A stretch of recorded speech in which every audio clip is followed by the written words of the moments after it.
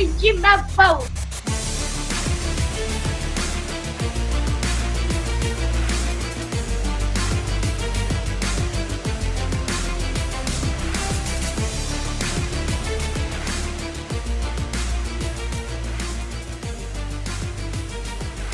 Court is in session with Ryan in Sacktown on If You Don't Like That. Now, Ryan in Sacktown. Oh, must be Rhino.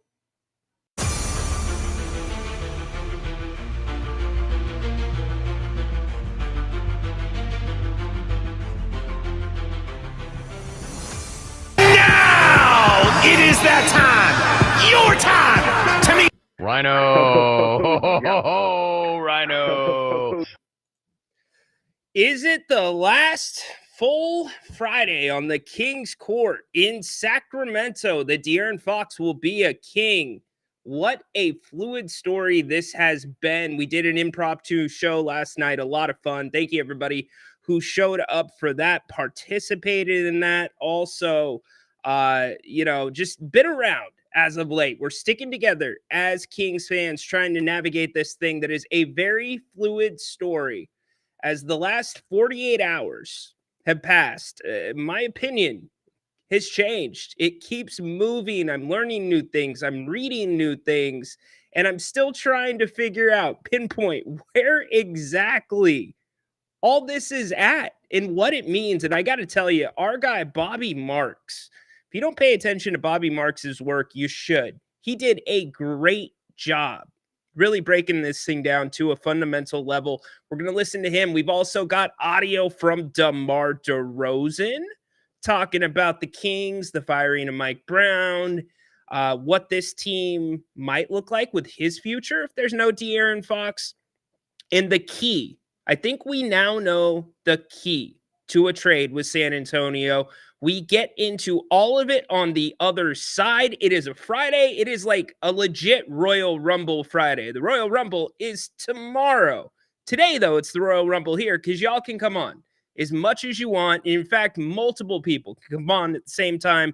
Happy to have you. Thanks for being here. We've got 2 hours to knock this thing out and talk about where the Kings stand as we are just about 7 days away from the trade deadline. Let's get at it right after this. Welcome to the Kings Court on If You Quinn and Ryan, break it down. It's Sacktown, we're the crown. Needs to be more aggressive on the offensive end, but this is the kind of Williams to Demar.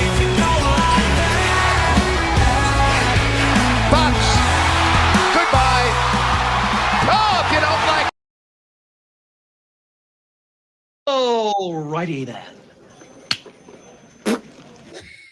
Pretty much, right? Did Ace nail it there? I think he did.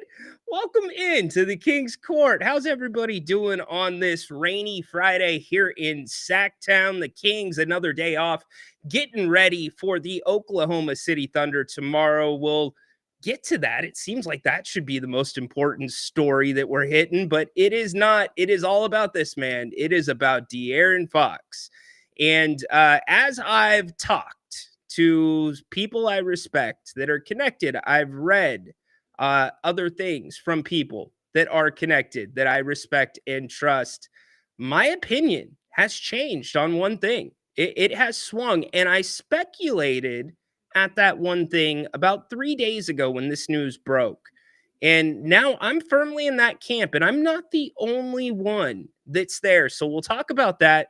We'll talk about all of your trade scenarios. What do you want to see? I thought last night's show was a very good discussion about the benefits, the liabilities of trading Fox at the deadline. And what about John Collins? What about the other moves that the Kings are looking to do? News surfacing that the Kings may have declined a John Collins trade before the season started because Mike Brown didn't think he was a high IQ guy.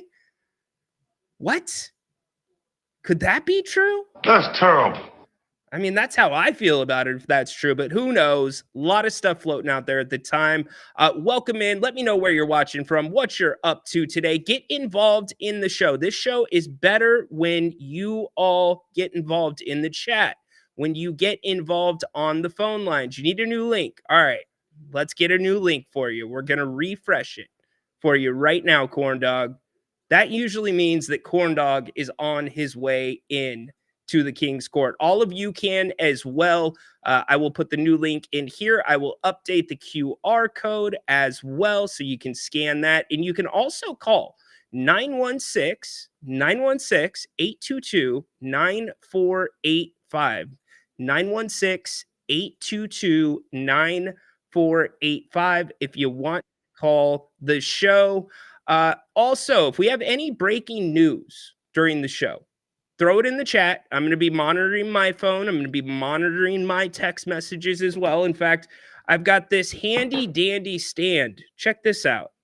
It's a handy dandy stand for me to put my little phone right there so it can stand up and I can see what is going on. But we will also get a notification on the show. This notification. Look, it's the closest thing I could get to like a trade deadline sound. I know it's the draft sound, but it's kind of in the same neighborhood, so that works.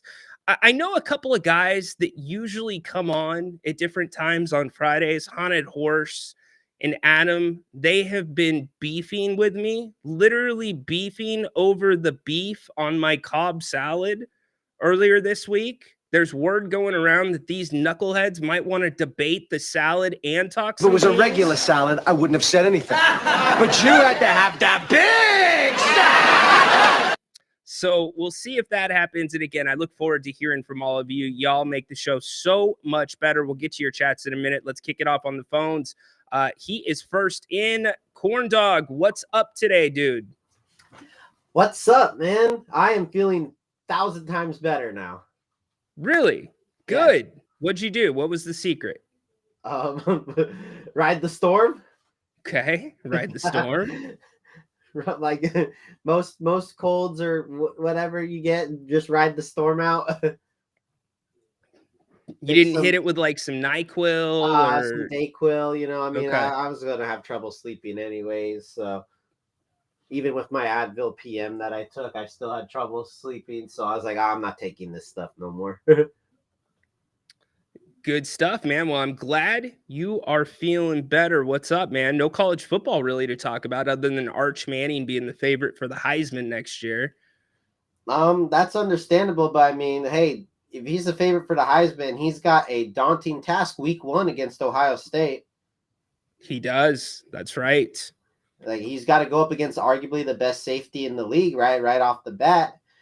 And, you know, they're returning a lot of guys. I mean, they're losing a lot, don't get me wrong, but they're still returning, you know, some very good pieces, namely, you know, Jeremiah Smith, Caleb Downs, the star. That's a great building block.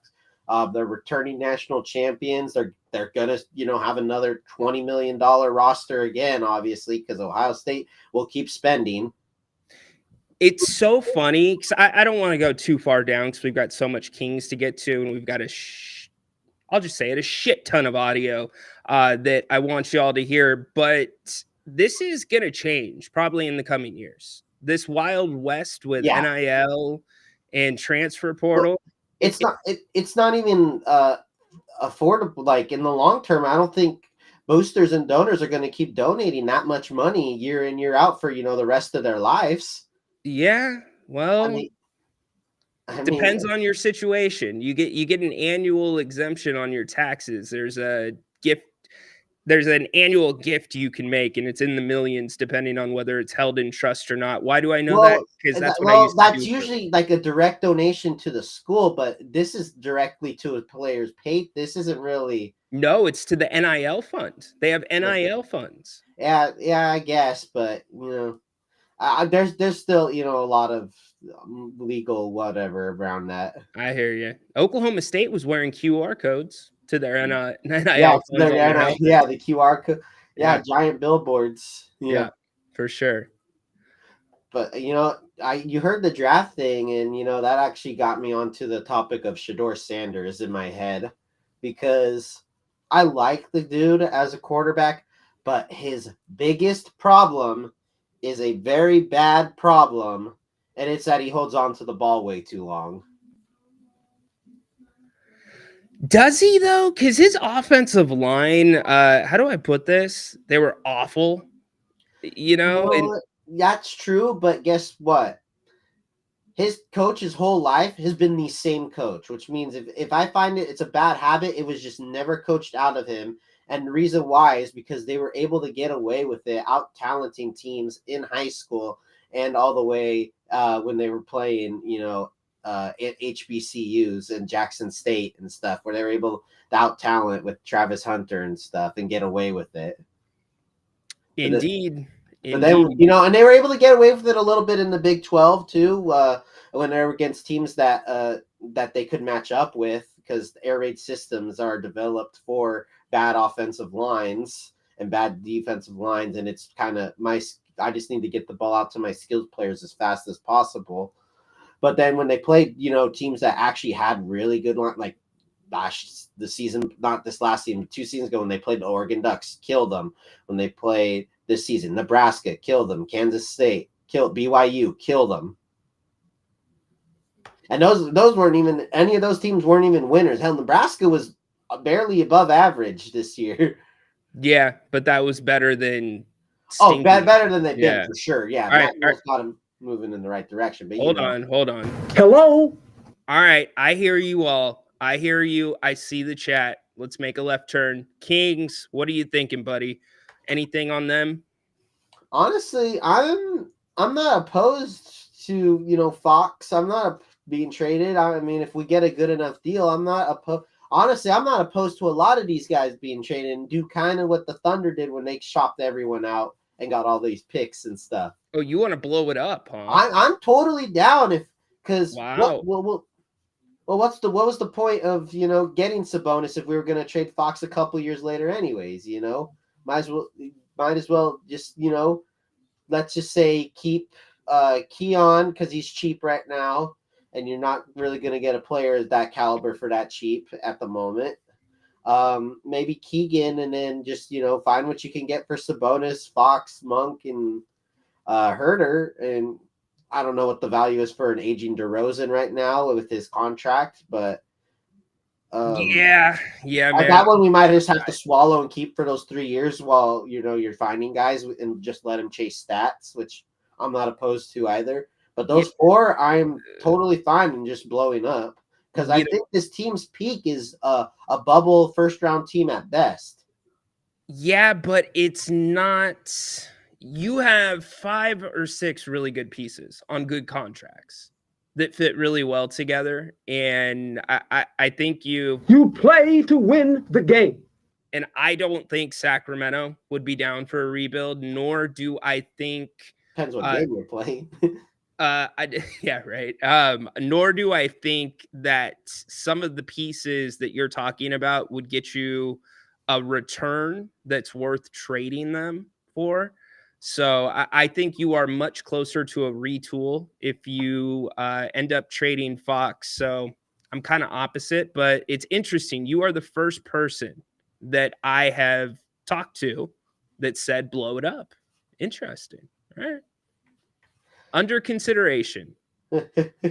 Yeah, I'm not. I'm just because most of the times with the Kings, it's been this way.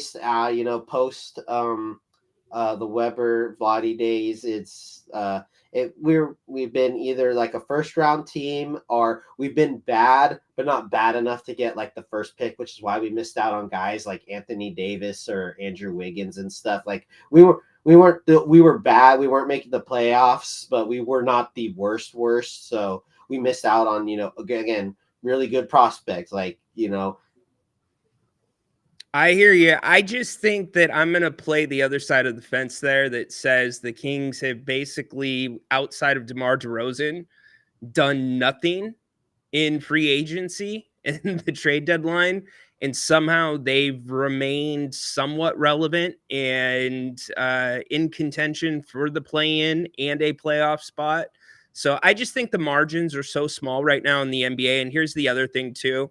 The Western Conference is in this weird kind of, since we were talking college football, it's in this transfer portal right now where some of the teams that were over the last 5-6 years near the top are on their way on the decline. They're on their way out, and you've got other teams on their way up. So this, to me, is the worst time to rebuild, because if you rebuild now, that means Portland's got a head start on you. That means that Utah might have a head start on you in a Western Conference outside of really, honestly, 3 teams that could be wide open for the next 3, 4, 5 years. Yeah, that's true. I mean, it's hard to, sometimes swallow that pill. The 76ers weren't opposed to swallowing that pill, and see, their problem is that there was that one move that they really messed up on, and it was when they traded up to get, oh man, what was it? Oh my, I'm blanking on him. He was the left. He was a big bust. Paul George. Who? Paul George. No. I'm talking like in the middle of the process, like after they got him beat. It was the Lonzo draft. Oh, you're talking about Markelle Fultz. Fultz, yes, Yeah. Markelle Fultz is on. If they would have just not traded up to get him, and if they did trade, like what if that picks Tatum, then the process probably really like works like that's the NBA. The East. That's the NBA, man. Yeah, their process almost like actually worked. Like if they just didn't get greedy with that and fall into the Fultz hype, and they probably have it with just Tatum and Embiid running the East with how the East is. Yeah, for like they were very close with that. It was not far fetched. It's not far-fetched, but we could name like 15 other NBA teams that were close to. Had you taken Giannis earlier, had you taken a lot of players. Tatum was a top 3. It's not like he was. I hear you. Yeah, he was highly valued. I'm not talking about, like some random guy like Isaiah Thomas, in the second round, for sure. Guy. For sure. Hey, Tatum was on the board. He was at Duke, he was on people's watch list. He was indeed. Appreciate you kicking us off today, Corn Dog. Good job by Corn Dog. Sorry, y'all. And I have no problem kicking it around with Corn Dog. I know you are hungry for the Kings college football. We always talk a tiny bit of it with Corn Dog. This is a Kings heavy show. I know some of you were like, It's outrageous, egregious, preposterous. why are you talking about the Sixers and college football and the Heisman? I get it. Understand it. We've got more calls coming up, but I do want to talk about a couple things. 2 things that I led the show with. Let's get these out of the way. The first thing is, from what I am hearing and from what I am gathering from other sources that I read, people that I've talked to, I am firmly in the camp that it was the Kings. This was the Kings' decision to start shopping Fox, to tell Fox that they were going to look to ship him or listen to offers for him. Now, did Rich Paul get ahead of it after that? Probably, saying it's probably time to move off Fox. I think that is the likely or more likely of the 2 scenarios. And we've gone over at length a couple of times on the show about the Kings not issues, but the way that they're set up for the future, especially with the money. Really, the only way that you can improve this team or at least change this team is playing with that money that De'Aaron has and is set to make if you extend him. So I think the front office realized it. Now, did it help a little bit that they've seen some success with Malik Monk at the point guard? Absolutely. Does it help that you have a combination of 5 guys that doesn't include De'Aaron Fox, that has really good numbers over 123 minutes of a sample size? Sure. But this truly was the only path forward. If you're looking, and I know a lot of you are not trusting Monty McNair to make this move, and that's an entirely different conversation that we can have. But if I was the GM, if I'm Wes Wilcox, I'm looking at them and I'm looking at Vivek and I'm saying, Vivek, if we bring Fox back, which is all good and well. What's going to be different over the next 2 or 3 years? Because you're only going to have, give or take, $20 million to play with. To fill how many spots? You've got 1, 2, 3, 4. Ooh, somebody just paid me. Thank you. Interesting. 5. You've got 5 expiring contracts, maybe 6. You've got 5 minimum. Those are 5 spots you got to fill with $20 million. I don't think you're going to be getting a lot of talent. You'll get a mid-level exception. So if I'm the front office, I'm saying, yeah, bring him back. But look, you're going to be in the same spot. And right now it's got you right around 500. And you fired a coach. You're also going to be paying for the next 2 years to the tune of, I believe it's $8.5 million or $7.5 million. Also, along those lines, you're saying, Vivek, before you go, Vivek, we got to talk about Keegan Murray. You know, next year is the last year of his deal. Or excuse me, 26-27 is the last year of Keegan's deal. So we got to get ahead of that, Vivek. You going to be comfortable paying him? And oh yeah, Vivek, Sabonis, he's up in 27-28. But, you know, we also need to talk about Malik Monk in 27-28 because he's probably going to opt out. If he keeps playing this well, he's going to want more than $20 million. And then, oh, you know what, Vivek? Vivek, why did I go that far ahead? What about Keon Ellis, Vivek?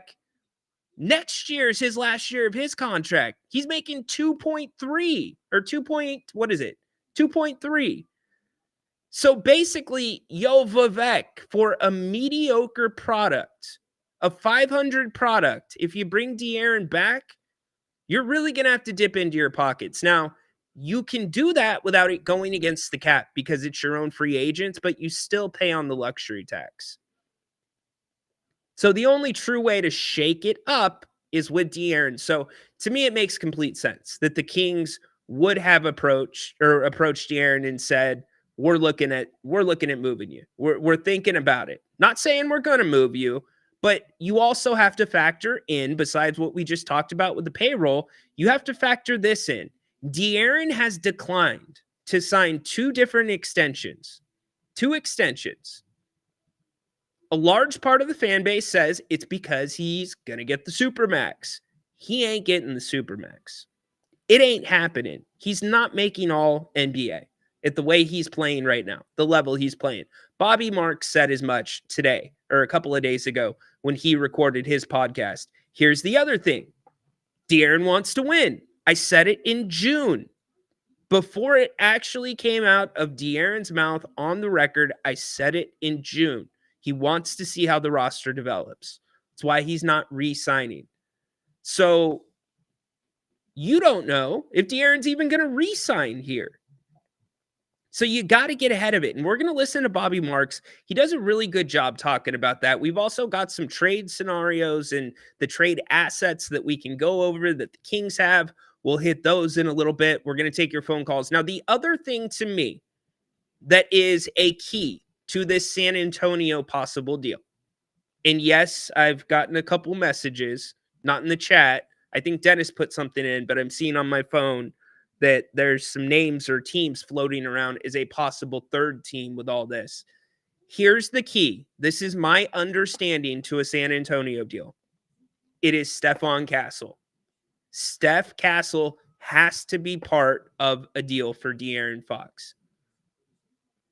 I've heard that independently. I have also read it, as many of you have read it as well. There is no deal for De'Aaron Fox without Steph Castle. The Kings are drawing a hard line right there. And Bobby Marks kind of goes along those same lines as well. Arvin, what's up, dude? Panic time? Absolutely not. 4-team trade being worked? Possibly. BG, doing great. It's a Friday. Tell us what you know. I just did, Fred. I'm going to be telling you some more, too, as we go along. BG heard a 5-team trade. Flores, what's up, my man? Oh, Adam, a 30-team trade. Interesting, Adam. A 30-team trade. Wow. Huh. How about that? Man, Are they just getting together in a conference room? Each GM in person, a big Zoom meeting? Adam, man, you are my clone representation here. That's what you are. What's up, my man? 4 first-round picks for Fox. That good? I mean, sure, if you can get it. I don't know if you're gonna get 4. AJ Lee returning in the Rumble. Yes, please. Sign me up. How do we make that happen? It is now time for the Royal Rumble! Light it up. Oh my gosh, I would be excited to hear that music tomorrow. No doubt about it. Germ, what's up? I don't understand. If we can't get Castle for Fox, is Fox really that good? No, you got to understand, Germ, and Bobby Marks lays this out so well. It's still a calculated risk for San Antonio to give up a ton without a solid 100% guarantee that De'Aaron Fox will resign. And the earliest he could re-sign with San Antonio would be this summer. So you're taking a risk there. You're taking a big risk. Now, all indications point to San Antonio being the place Fox wants to be at. So that's why that reason alone, that is the only reason I think you could see De'Aaron Fox move before the trade deadline, because that gives the Kings a ton of leverage. That is where you can poke, you can prod, you can extract more from a team for him because the guy wants to be there. He's not a rental. So I don't look at it as, you can't get Castle for Fox. It's San Antonio not wanting to give up on Castle. It's a young dude, man. He's just getting his feet wet in the NBA. Just getting his feet wet. UConn guy, coached by Bobby Hurley, Dan Hurley, tells you a lot. So the Kings are high on him, understandably so. And the Kings need another point guard. I've been saying it for a minute. The Kings need another point guard. Dennis coming in. The Spurs and the Kings are in communications with multiple teams to complete the trade. All right, there you go. Dennis breaking some news here on the Kings court. According to Dennis. I don't know. What do you guys think? Should that get the draft noise? Dennis, do you have that much credibility around here? Dennis, let's go to the judges. Producer in my ear, does Dennis have enough credibility in the Kings court to get the draft sound? Damn, Dennis. I thought you would be able to get it, bro. We'll check back. I'll check with the producer again. I don't think that was right. Wait until we talk about salads. So this is going to happen. You guys are trying to team up about salads today. All right, we'll see. Flores had a good question. What do you think about a Kings getting Bradley Beal? I hate it. I hate it. I hate it. I hate it. I hate it. I hate it. Did I mention I hate it? What do you think about the Kings getting Bradley Beal? Vivek won't rebuild. I'm kind of with you there. Herter and Lyles for Collins and a second-round pick. Yeah, I heard, again, that was the other thing that we were going to talk about, that John Collins was available to the Kings before the season, and Mike Brown didn't want him. How's that hit you? That kind of hits me bad. If Mike Brown thought John Collins was a low IQ player, I like Coach Brown too. Bad move. I'm hearing the Collins thing because you've got Lyles expiring. Herter wouldn't be a bad piece with marketing. It's a completely different style. I'm hearing it's the back end. It's the picks and possibly some pick swaps or a guarantee on a pick. But we'll see. Who knows? There has not been really, other than Nick Richards, a shooter drop in free agency. We're going to get back to the chat. We're also going to listen to a ton of audio. We're probably going to start with Bobby Marks. We'll move on to DeMar DeRozan from there. This guy, This guy has been on a bender. Like, I know that I have not shaved in the last 2 days. I'm looking a little tired. I almost dipped in to like some of my wife's facial lotion so my eyes wouldn't look saggy. You can only imagine what PK is like right now. I bet his front room is filled with Malik Monk pizza guy boxes that have been there for a couple of days. He's had the same sweats on for about 24 hours. He's pulling out his hair. Let's see. Let's check in. PK, what's up? Well. Hey, What's Ryan. up, dude? First and foremost, I just want to say something. Yeah. In this time, like on serious note, Ryan, we really appreciate what you're doing, and as a Kings fan, and I think everyone in the chat agrees that we really need someone like you to actually like make sense of things like us. Like we joke around sometimes, but Ryan, like what you're doing is really really special, and we really Thank you, brother. need you, man. But now that that's over, yeah, that was awkward. That was like the stepbrothers hug. yeah, this seems shit. Dude, if they do not trade Fox, like think about this, Ryan. What happens? Like think about like yesterday. Like I asked you a question: what is Fox value? Right. And you said, like I don't know, and I don't know either. I don't think any of us know. So, what do you think even happens if Fox doesn't get moved? Like, is moving Fox more important to just keep him here? I think there is no rush to move him. But if San Antonio, get out of here, what? Get the fuck out of here. What do you mean? There's no rush to move him. Yes. Remember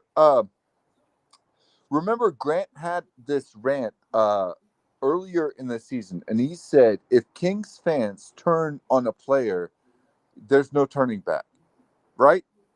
Which kind of makes sense. Yo, PK, did you hear what I said at the start of the show?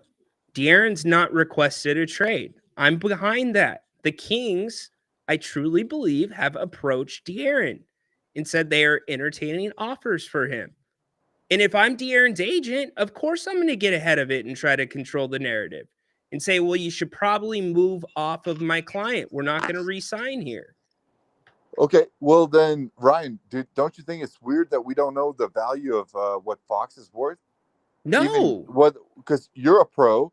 Yes. And even you don't know Fox value. PK, this is the first trade deadline under the new CBA, my man. Go search about this. In fact, here you go. Let me read this directly to you, PK. Let me read this. The larger reality, he said, is that Paul grasps how, this is Rich Paul, grasps how the new CBA will take away much of the power in my way or the highway thinking that NBA superstars have grown accustomed to yielding. It's harder and harder to trade these big salaries, and teams have to have the apron room to take on these big deals. Hey, can you turn me down a little bit? Whatever you're listening to, I can hear myself. No, I'm not listening to anything. Okay, I'm listening to you. But okay, hold on. Let me finish. Right. Can you do me a favor? Can you remind us how long was the playoff drought for Kings? 16 years. We cannot forget that stuff. I like as we have such amazing fans that love this team, and just think about this. It's like for 16 years we had a record. I think if I'm correct, like we had a sellout crowd like record for a long time, even when we missed playoffs, right? Yes. So like we're a new Kings team. Listen, we made playoffs now. Now we're back. No more being like pussies. You know what? There's a standard. We expect as fans to win. That's it. And that's All right. I appreciate it. Call me back later. We can keep this narrative going. I'm going to answer your question a little bit better, though. Oh, PK hung up on me. That was awesome.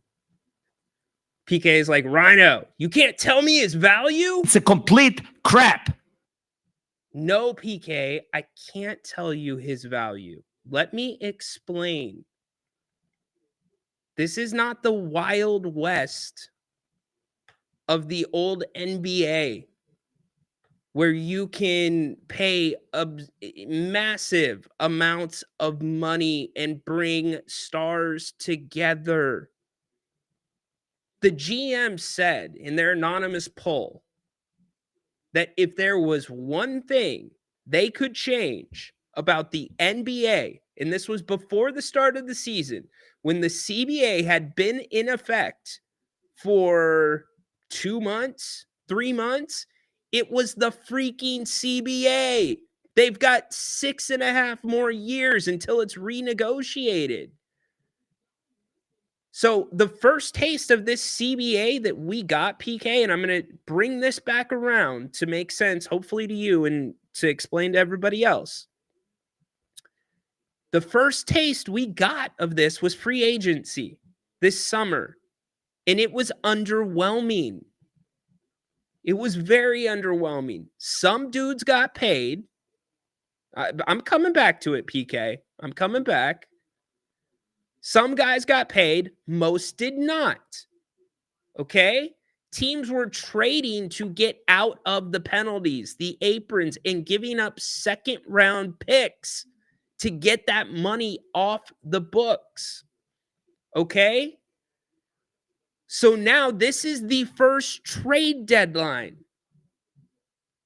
under the new CBA. Let me continue reading from CBS Sports. It's harder and harder to trade these big salaries, and the teams that have apron room to take these big deals are limited, the executive said. Quote, so Rich Paul is thinking and saying to the league, before you use up your apron room to get Jimmy Butler, make room for De'Aaron Fox, end quote. This executive pointed out, and several others later reinforced, that the landscape, PK, of the NBA has shifted so much that the old business, as usual, won't be usual or similar anymore. And that makes players, Fox, notwithstanding, haven't yet come to terms with the new reality. CBS Sports' Sam Quinn pointed out last summer that this was coming. I pointed out as well last season while it was going on. This was coming.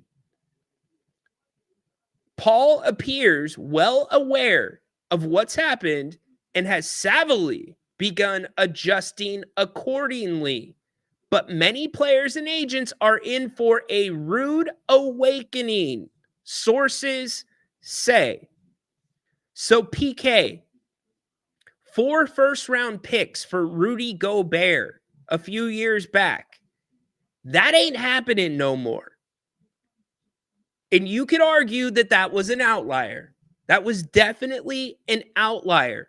The new capital, when it comes to the trade deadlines, and it comes to these big trades, are draft picks. Draft picks have far more value in most cases than the players and the assets themselves that you are trading. You can make an argument the assets you are getting are closer to a liability than an asset if you are taking on significant money. So PK, we don't know what the value of Jimmy Butler, we don't know what the value of De'Aaron Fox. We can presume what we think the value would be. I think the value of De'Aaron Fox, depending on it, it's clear the Kings want to get some play now players. I think you are looking at, for De'Aaron Fox, a couple of players on the low end, a couple of players, if it includes Steph Castle, probably 2 firsts and a second on the low end. I could be completely wrong. But the reason the draft picks are so important is because you get 4 years with that player guaranteed on a set pay scale, PK, a set pay scale. That is team friendly. That's why when I go back to last season and I'm talking about the Stockton Kings, I'm talking about Lindsey Harding, she was the G League Coach of the Year. She's now an assistant coach with the Lakers. Talking about Quentin Crawford, current coach. Gabriel Harris, GM, doing an excellent freaking job. Excellent job with that Stockton program. Developing talent. Look at Keon Ellis. Look at some of the other guys.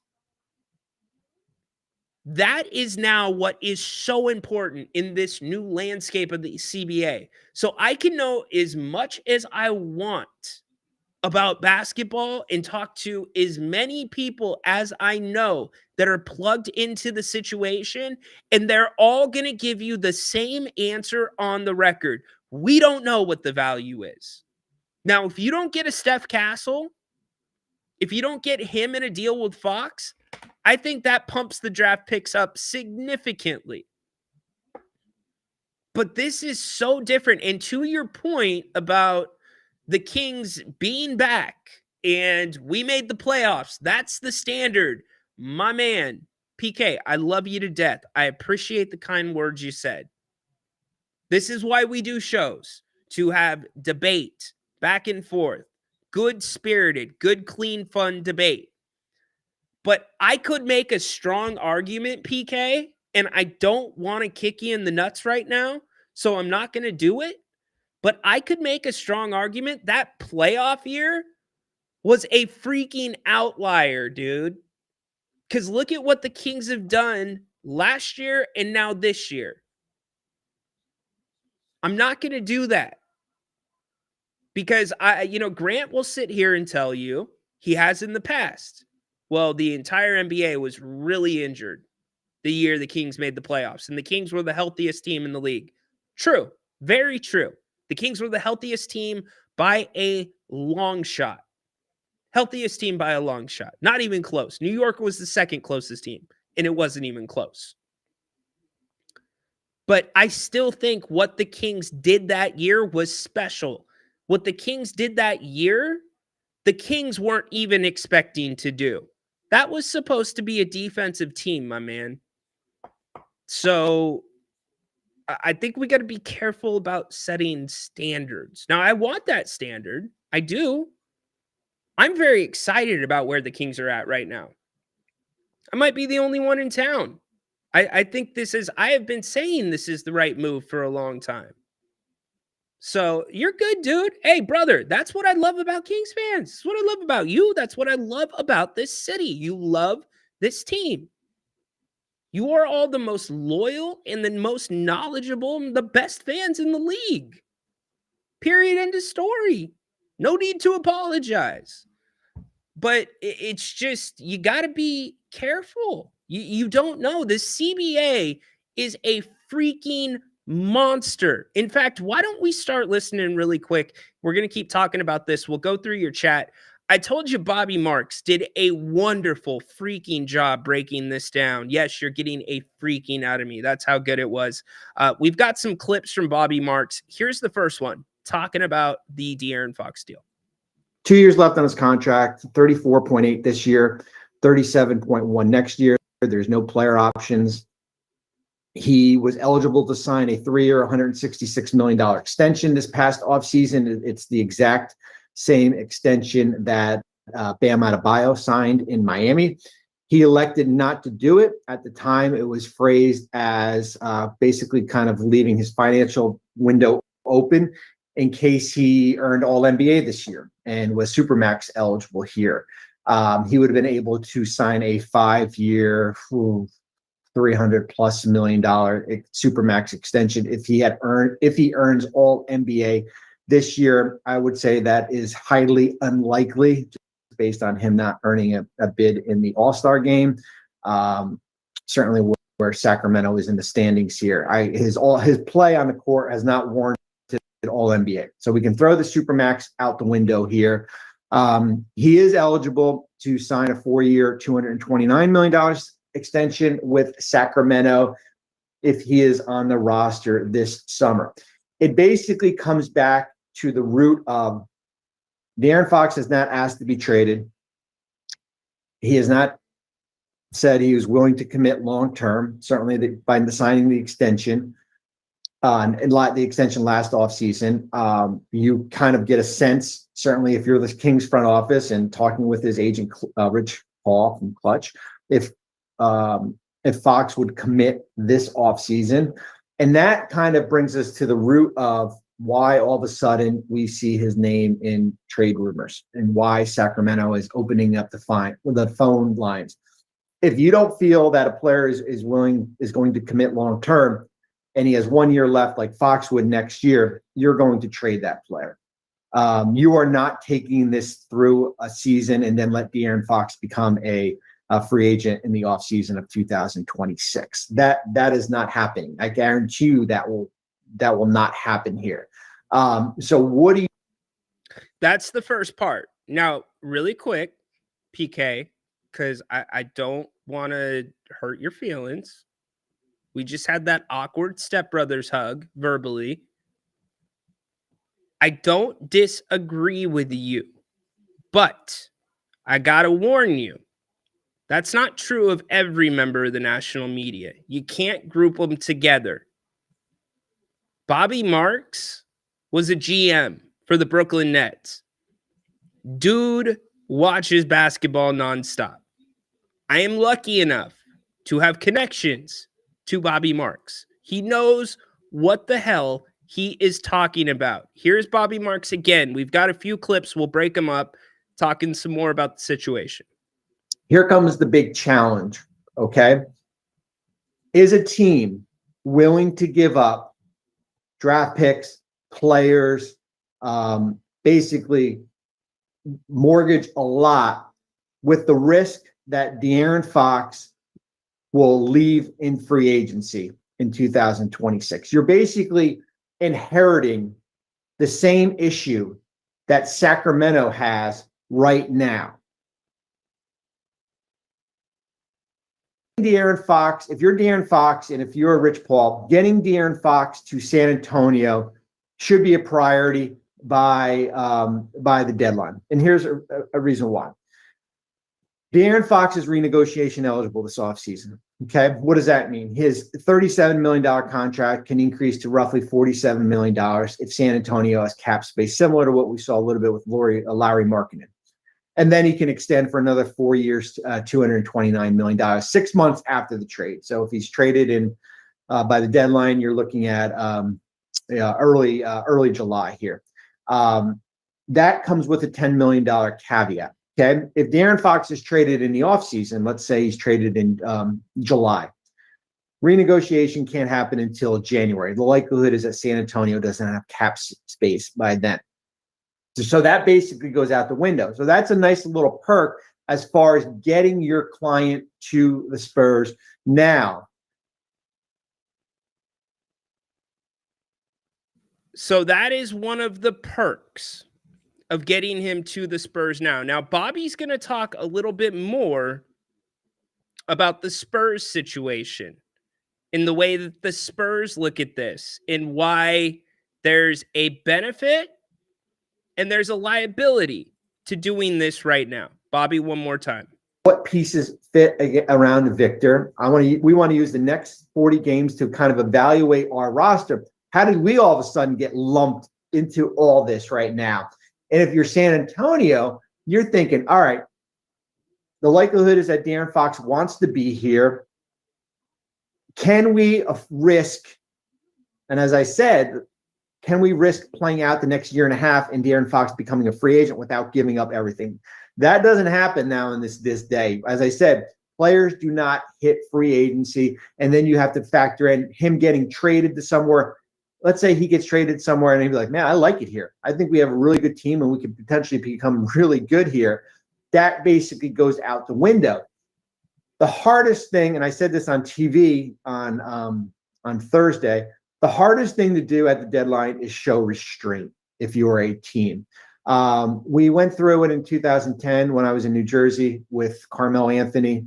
We basically upped the bidding war, up the bidding as far as adding. We kept on adding. And New York got to a point where they're like, well, we're going to have to add more to the deal, more than we wanted. We would have been able to sign Carmelo as a free agent for basically nothing, but we didn't want to risk losing him to, then it was New Jersey.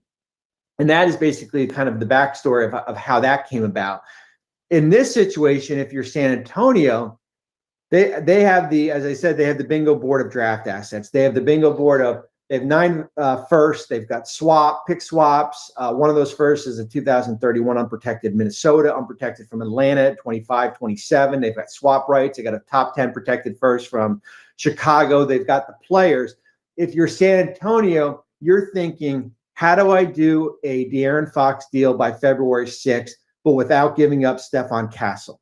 That is, and I know, listen, when I go on TV and I'm talking about trade things, and I listen, I love when people talk, this trade's terrible and stuff. I'm trying to give it from a perspective of this is what I want from Sacramento. And I love Sacramento fans saying, well, I wouldn't want Stephon Castle. I'm like, whoa, easy. Like you might have the next version of Shea in 5 or 6 years here. What? That was a little wild. You might have the next version of Shea. I don't know if I'm quite ready to go there yet. We need to handle some business here really quick, okay? We're going to handle some business. Challenge. Coach McCarthy. Hey, man. I'm throwing a challenge flag on all of you. All of you. One thing that we do around here, and one thing that we do not tolerate around here, is people being assholes to each other. People being trolls. It's funny once in a while. There's a line. But when that line starts getting crossed, I start saying stuff. And guess what? Boy, that escalated quickly. I mean, that really got out of hand fast. It jumped up a notch. It did, didn't it? You have your first warning, y'all, in the chat. I'm not going to call people out by names, but you have your first warning. You are entitled to your opinion. I want you to call this show. I want you to get involved. I want you to have spirited debates. But look, we're all on the same team here. We're all Kings fans. We might not agree on what's best for the Kings, but we're all here for one thing, the Kings. So let's take a deep breath. No name calling. Try to watch the language. I'm okay with a well-placed F-bomb here, S-bomb there, but let's not get personal, okay? That is the one thing that I will not tolerate. All right? We good? Can we go back to talking about the Kings respectfully? All right. Let's go. Come on. Thank you, Mark. Of course. This guy. Of course. We are not all Kings fans. Haunted Horse. What Cannot win with him. Cannot coach with him. Can't do it. What do I do with you, man? Like, if I could trade you, Haunted Horse, right now, what would Haunted Horse's value be? Now, let's think about this for a second. He is officially Jim Boy's #1 fan. So he does have some value, meaning he can eat at Jim Boy's anytime he wants during his lifetime for free. So there's some value on the back end with Haunted Horse. You could drag him into Jim Boy's and get a free meal whenever you want. But I don't know. I don't know exactly what I could get for Haunted Horse. You know, Haunted Horse apparently has a kid that none of us know about, but, you know, I've known this guy for a really long time. One of my best friends. We share a lot of secrets back and forth, but he goes to national TV and says this. Horse. Jim, I also fathered an illegitimate child. He can't even tell me that on his own. I've got to hear it from Jim Rome. Cash considerations. Problem is, I don't think it's going to be that much cash. You know? And then you got to worry about him in the locker room. You never know what's going to come out of his mouth. Let's go see a porno. Hey, Horse. It's time for practice, bro. We were supposed to be in the film room 10 minutes ago. Horses. Let's go see a porno. You know, he would be a distraction. So I think that takes away from the value. I don't know. And then layup lines. He's never the first one. He's never going to be the first one that leads the team out of the tunnel. Haunted Horse is kind of a follower. He's not really a leader. So I'm making a point that I am really far in the rear. See? So I don't know. Maybe a G League consideration pick? Huh. I don't know. We'll talk about it. We'll see. Back to Fox rumors and trades. I agree with you. I just needed to just kind of get the room chilled out for a little bit. I do agree with Flores on one thing. If Vivek, and by the way, how do you feel about Vivek going to Oklahoma City to talk to Fox? Let me ask you this really quick. Do you want this to get smoothed out with De'Aaron Fox? I will tell you right now, and Rock's going to yell at me, which side of the fence are you on, Rhino? Rhino, do you want Fox? Do you not want Fox?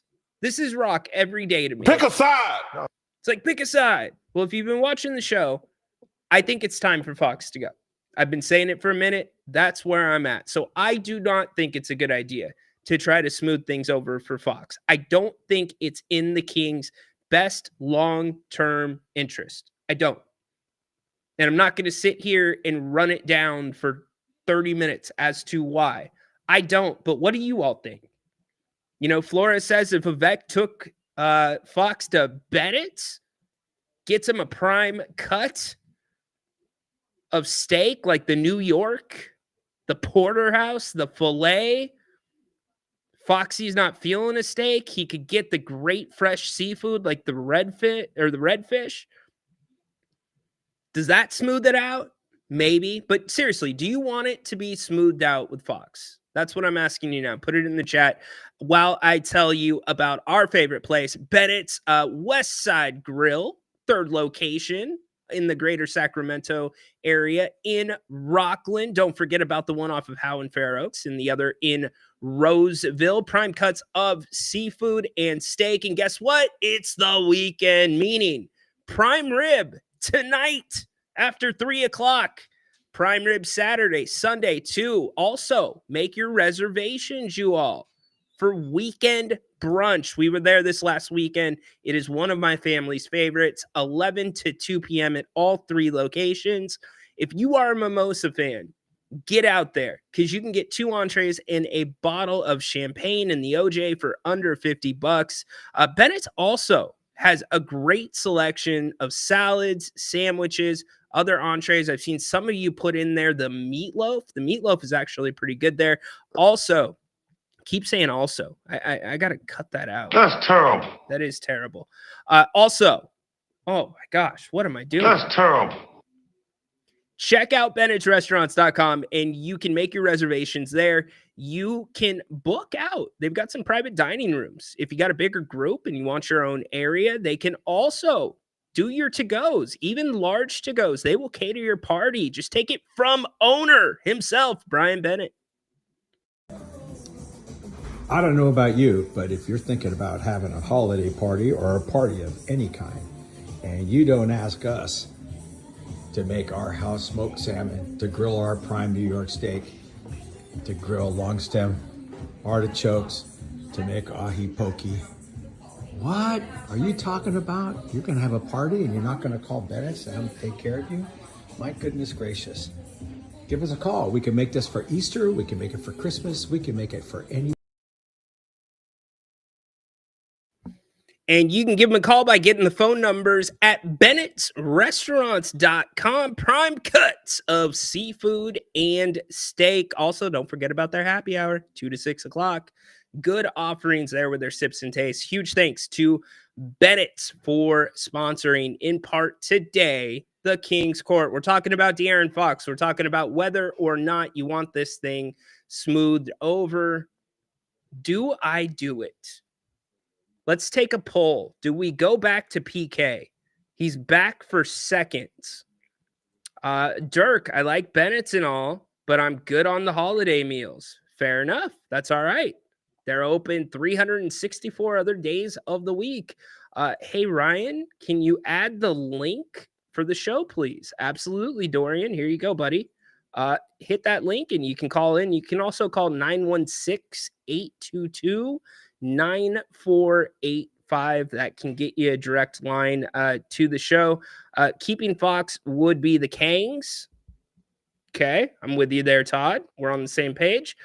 Monty isn't even the one making these moves. We all know it's Vivek telling him what to do. It's the wild card. It's the wild card. Look, I truly believe, and I know Matt George, who I respect in the community, went on a rant about this. Grant and I kind of had some beef about it too. But I truly believe Monty wanted to address the media after Mike Brown's firing. Now, I don't think Monty wanted to be the one to fire Mike Brown. That should have come from the owner. It shouldn't have been done the way it was done, where they let Mike go through practice. They let him speak to the media. They let him get in his car to go to the airport. Then you get to the plane. Hey, Coach Brown, yeah, your name's not on the list. Shouldn't have been done that way. So I think that is more of a Vivek thing. So some of the things that Monty's mishandled this year outside of the roster, I give it a grain of salt because of Vivek. But I definitely worry, Greg, about Monty having a damn good move lined up and ready to go. And you have what is reportedly going on today with Vivek flying to Oklahoma City to try to smooth things over with Fox. Let's go to the phones. King's Court, you're on the air. Hey, what's up, man? It's Dwayne from Stockton. Can I get on? Yeah, you're on, brother. You're live. What's up, Wayne? Oh, man, that's what's up, man. I appreciate you. Listen, man, I've been worried about Monty since last year's trade deadline. And then after that, it got worse. Nobody's saying how this was right in front of the Kings. This is right in front of their face, what they needed to do. And he just didn't do it. And now they're pretty much pressed. They're pretty much desperate. The example that I'm going to give you is the New Orleans Pelicans. They weren't that much better than the Kings last year, but their roster was so long and big that they swept us. Now, why couldn't they just look at that one example and go out and do what they had to do? That's all I want to know, guys. Dude, hey, Wayne, really quick, man. You are spot on the money. I've been saying it now for since last trade deadline. The Lakers, 2 trade deadlines ago, were behind you in the standings. They make a couple of small moves, don't give up much. They get D'Lo, Hachimura. They end up in the Western Conference Finals. Dallas last year, they make a couple of moves, at most giving up a first-round pick, NBA Finals. They were behind you in the standings. You're spot on about the fringes, the deadlines. That is where Monty has failed 100%. Yes, sir. And also, then you get to free agency. I know DeMar DeRozan is a Hall of Famer, but this was not what we needed. Then you get to the draft and you go get a hurt guard who now is healthy and seems to still not be able to get minutes. And now we're talking about helping the team like San Antonio jump us in the standings. So I'm just confused, man. I need somebody to let me know why the logic isn't there. Yeah, I hear you. We'll get into it. I appreciate it. Thanks for the call, brother. Call back. My man. Good stuff. Wayne hitting up the King's Court. Love it. Good stuff from Wayne. I see it a little bit different than Wayne, but I definitely see why he looks at it that way about you're going to make San Antonio better. Look, San Antonio is going to be better regardless, whether they get Fox, whether they get another guard similar to Fox, a top 25 player in the league to go with Wemby. They're going to get better. Period. End of story. Does Fox and Wemby work? I think there's some questions there about whether or not Fox and Wemby works, but I see it as the Kings getting better, and it's a more sustainable version of the Kings. If you're new to the show, I see we've got a lot of people that have tuned in today, or at least checked in via X and via YouTube. Let me throw this up really quick. It's going to be nothing new to the regulars, but I think it is very important to at least acknowledge, and then we'll go back to the phones. So if I'm the front office, this is what I'm looking at. We've already looked at the payroll. That's one thing that we've looked at, but I'm looking at these two categories right here. So this first one that I'm highlighting, that is the combination of DeRozan, Fox, Sabonis, Monk, and Murray. That is your starting lineup. Below it is DeRozan, Keon, Malik, Keegan, and you can see, sorry, my son's trying to get my attention.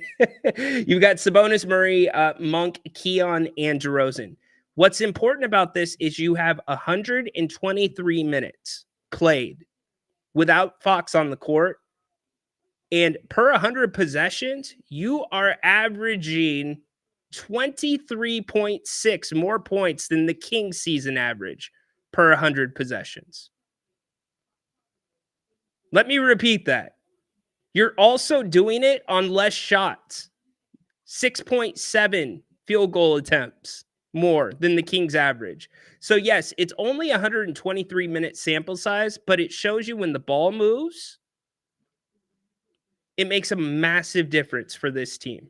Everybody's getting involved. You don't have a ball stopper necessarily, and the offense is also focused much more heavily on the pick and roll. So if I'm Monty, I'm looking at these analytics and I'm saying I have 5 or 6 really good pieces on this team. If you want to include Devin Carter, who I think is going to be good eventually.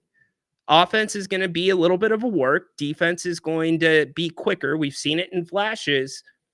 This is why I think you make a deal. The Kings get eventually better, and they're better for the long haul. And you still got guys under contract with the exception of Keon will be first, and then you worry about Keegan after that. So let's go back to the phones. PK, I'm going to go to you last because I've got some first-timers. I'll get you back in the action, though. Let's go to Dorian. Dorian, what's up, man? Yo, what's up, Ryan? Thanks for taking my call, brother. You got it, man. Kind of like a little bit like last time, my last call to your show, what's really irritating and frustrating about Kings fans, man, is that it's always picking one or the other. It's like, dude, you can root for Fox and you could also root for the Kings, right? You can't be the same fan that roots for Fox when he has 16 and 49 and then be the same fan that's wanting him to be traded. So like, I don't, that's kind of confusing for me when it comes to Kings fans. I've been a lifelong Kings fan, and I think that anybody that ever plays on the Kings should be cheered for. They shouldn't be booed. Like you shouldn't wish a bad career on them. Like I know there's some animosity with Tyrese and Buddy Hield and all these other different players that have come into the Kings organization, bro. But it's like Fox has been here for 8 years. He's only been to the playoff series one time. I was around Fox in 2017 when I was around the team. So I know a little bit of his personality. Yeah, he's been an amazing player, but at the same time, his personality, his attitude, his leadership style, they just haven't coincided with what this team needs right now. And this team is very much underachieving. I mean, you can't have DeRozan, you can't have Sabonis, you can't have Monk and Fox and be, barely a couple games over 500. That doesn't make sense to be in the 10th spot right now. Yeah. There's no way. Like, I don't understand what has been going on with this team. Like, obviously last year, you go from the Beam Team 1 where you make the playoffs. Yeah, over the last couple of years, there's been a lot of teams that have been injured. And, the Kings have, they've won these games. But, not even making the playoffs last year, and then right now really much underachieving. It sucks, man. But like now, how business works and how teams operate, it's very rare that you have like somebody like Steph Curry that will probably end up playing for the Warriors his whole career, right? Yeah, 100%. This is Dorian. This is the exact time that teams usually make this decision. It's the third contract. The rookie one you do, the second one if you want to keep them, especially if you're a small market, to see what they're going to be like in their prime. But I really don't think De'Aaron Fox has gone above and beyond to say, you know what, we're going to tie our ship to him for the rest of Sabonis's prime, for the rest of DeRozan's career. Yeah. I think you could do better. I think you're right. For sure. I'm looking at these comments, Jesus Christ, my king, he's not a leader. Fox is clearly not a leader on this team. Like, he hasn't been a leader. He's still, I don't know what his priorities are. Obviously, he's a great basketball player, but like, it just doesn't. The leadership that he has with this team is not something that this team needs more from him. It needs a better leader, someone that's more vocal. Someone, I don't know. We don't spend time in the locker room. I don't know their personalities, obviously, in person. I'm not really sure how Fox is, obviously, one-on-one, but the biggest thing right now is whoever's making these moves, whether it be Wes Wilcox or Monty McNair or Vivek or, equipment manager, I don't care. This move needs to be made, or doesn't need to be made, but whatever move is made, it needs to hit. Like, you need to set the team up for the future, because as much as I love Fox, I love the Kings more, and I want the Kings to be in the playoffs, and I want them to be winning organization. Yeah. I want the Kings to be talked about positively, not talked about in the sense of like burning players and making bad business decisions, and like the Kings are in the top 5-10. That's going to be Vivek, though, man.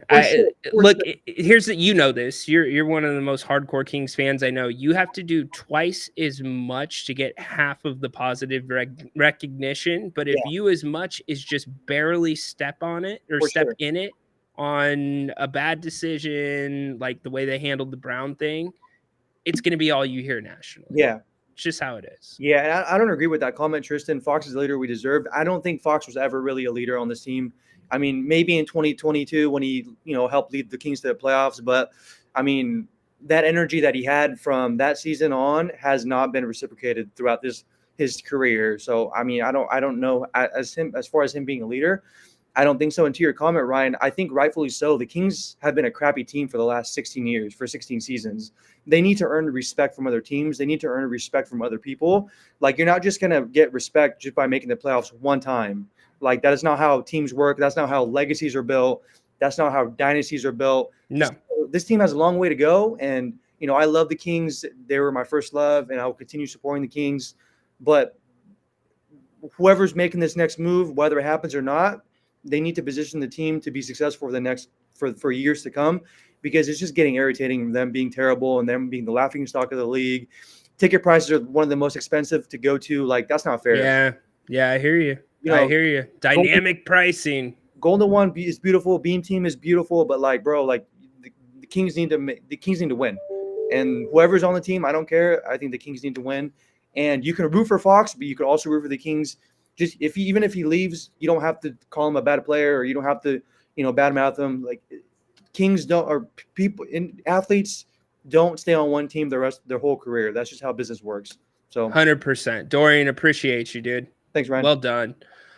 Dorian knocking it out of the park as he always does. Really quick, I want to point this out. I pointed it out a couple times in past shows. Now, I did say today I am more in the camp now that it was the Kings that approached Fox and said, we're going to listen to offers for you. I am more in that camp, but I also want to be clear about this. If it was Rich Paul, let's say it's the opposite. It was Rich Paul and Fox that went to the Kings and said it would be a good idea to move me, then y'all should be giving De'Aaron Fox love and not hate. It took the decision out of the Kings' hands. Let me play this out a little bit for you.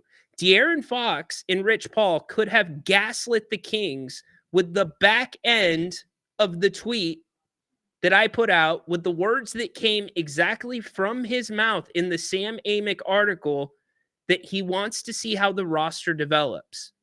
the Kings, theoretically, and anything's possible with this owner, could have decided to start scrambling and dismantling pieces that are fit together on this team and that are on friendly contracts together with the goal of in mind of improving it as quickly as possible and trying anything to make sure that you are proving to De'Aaron Fox that you're trying to improve the team and getting him to sign the extension. And De'Aaron all along could have said, yeah, I'm good with that move. Yeah, I might sign that extension now. Let's see how it works. All along knowing I'm gone. So Rich Paul has done the Kings a favor. De'Aaron Fox has done the Kings a favor. And not only did they do him a favor, they did it well ahead of schedule. We are a year and a half from the expiration of his contract. They could have waited till the summer to do that. Because for all intents and purposes, this summer is the end of De'Aaron's contract. If he is in a Kings uniform to start training camp, the Sacramento Kings have massive problems. The next 5 years of basketball in Sacramento is screwed if De'Aaron Fox is in a Kings uniform to start the season next year. So you got to show him some love. You might not like it, but he's actually doing the Kings a professional courtesy, if that was the case. So I'm with Dorian. I just don't get it. And look, I get that change is not easy for some people. Totally understand that. I am that person in some cases. But I have never seen this Kings fan base, and maybe it's because this is the first time I've done this job through something like this. Grant did it through Cousins. Grant did it through Weber. It's the first time for me doing it. I have never seen a fan base that is so, in some areas, some people resistant to the thought about life without Fox. And as for Fox as a leader, I think you could write an entire book about his tenure here in Sacramento. I think it is way more complicated than what's on the surface. And I don't mean way complicated like he's a bad dude. I mean, there's a lot of arguments that could be made that in some ways he has not gotten a fair shake, both from this organization and in some cases the fan base. So I think that is very ambiguous, and I'm not going to say whether he's a leader or not. What I am going to say is he's definitely not the Demonis Sabonis type of leader on the court that's rallying everybody, that's getting all super excited for guys. Fox will do that once in a while. He's not a Malik Monk who, no matter what's going on, he's bringing the energy. When stuff's too low and too serious in the locker room, Malik's keeping it light. When stuff's too light in the locker room and not serious enough, Malik is checking the guys. And Malik's also the guy that will stand up to the coaches and speak up for teammates that won't speak up for themselves. So when I think about leaders of this team, those are the two that I immediately go to because those are the two I know about. I can't speak to what De'Aaron does. I don't hear anything like I hear about Sabonis and Monk. We'll put it that way. But again, you could write an entire book on what's happened with De'Aaron with his tenure here. NBA Guru. Oh, Guru's gone. Guru, call back. We'll get you back in. PK, you're back on. What's up? Hey, Ryan. Real quick. I'm going to make it real quick and short, Ryan. First off, leave Ryan alone. Hey, haunted horse. Come on. But, Ryan, I want to ask you a question. Yeah. 41 jacked up threes. This team cannot hit threes. Why are we jacking up 41 threes? It's a good question, PK. Doug Christie, Doug said that he thought the numbers should be in the neighborhood of 35 and 40. Yeah, but I don't. But we don't have the shooters, Ryan. Well, I think you have the wrong shooters taking some of those shots. You know, Sabonis. Sabonis only got one shot in the second quarter last game, one shot in the third, and one shot in the fourth, Dude, and he only Sabonis missed had 2 6 shots all shots. game. But like, Ryan, in your opinion, as a savant of basketball, do you think jacking up 41 3-pointers for a team that doesn't have 3-point shooters is rational?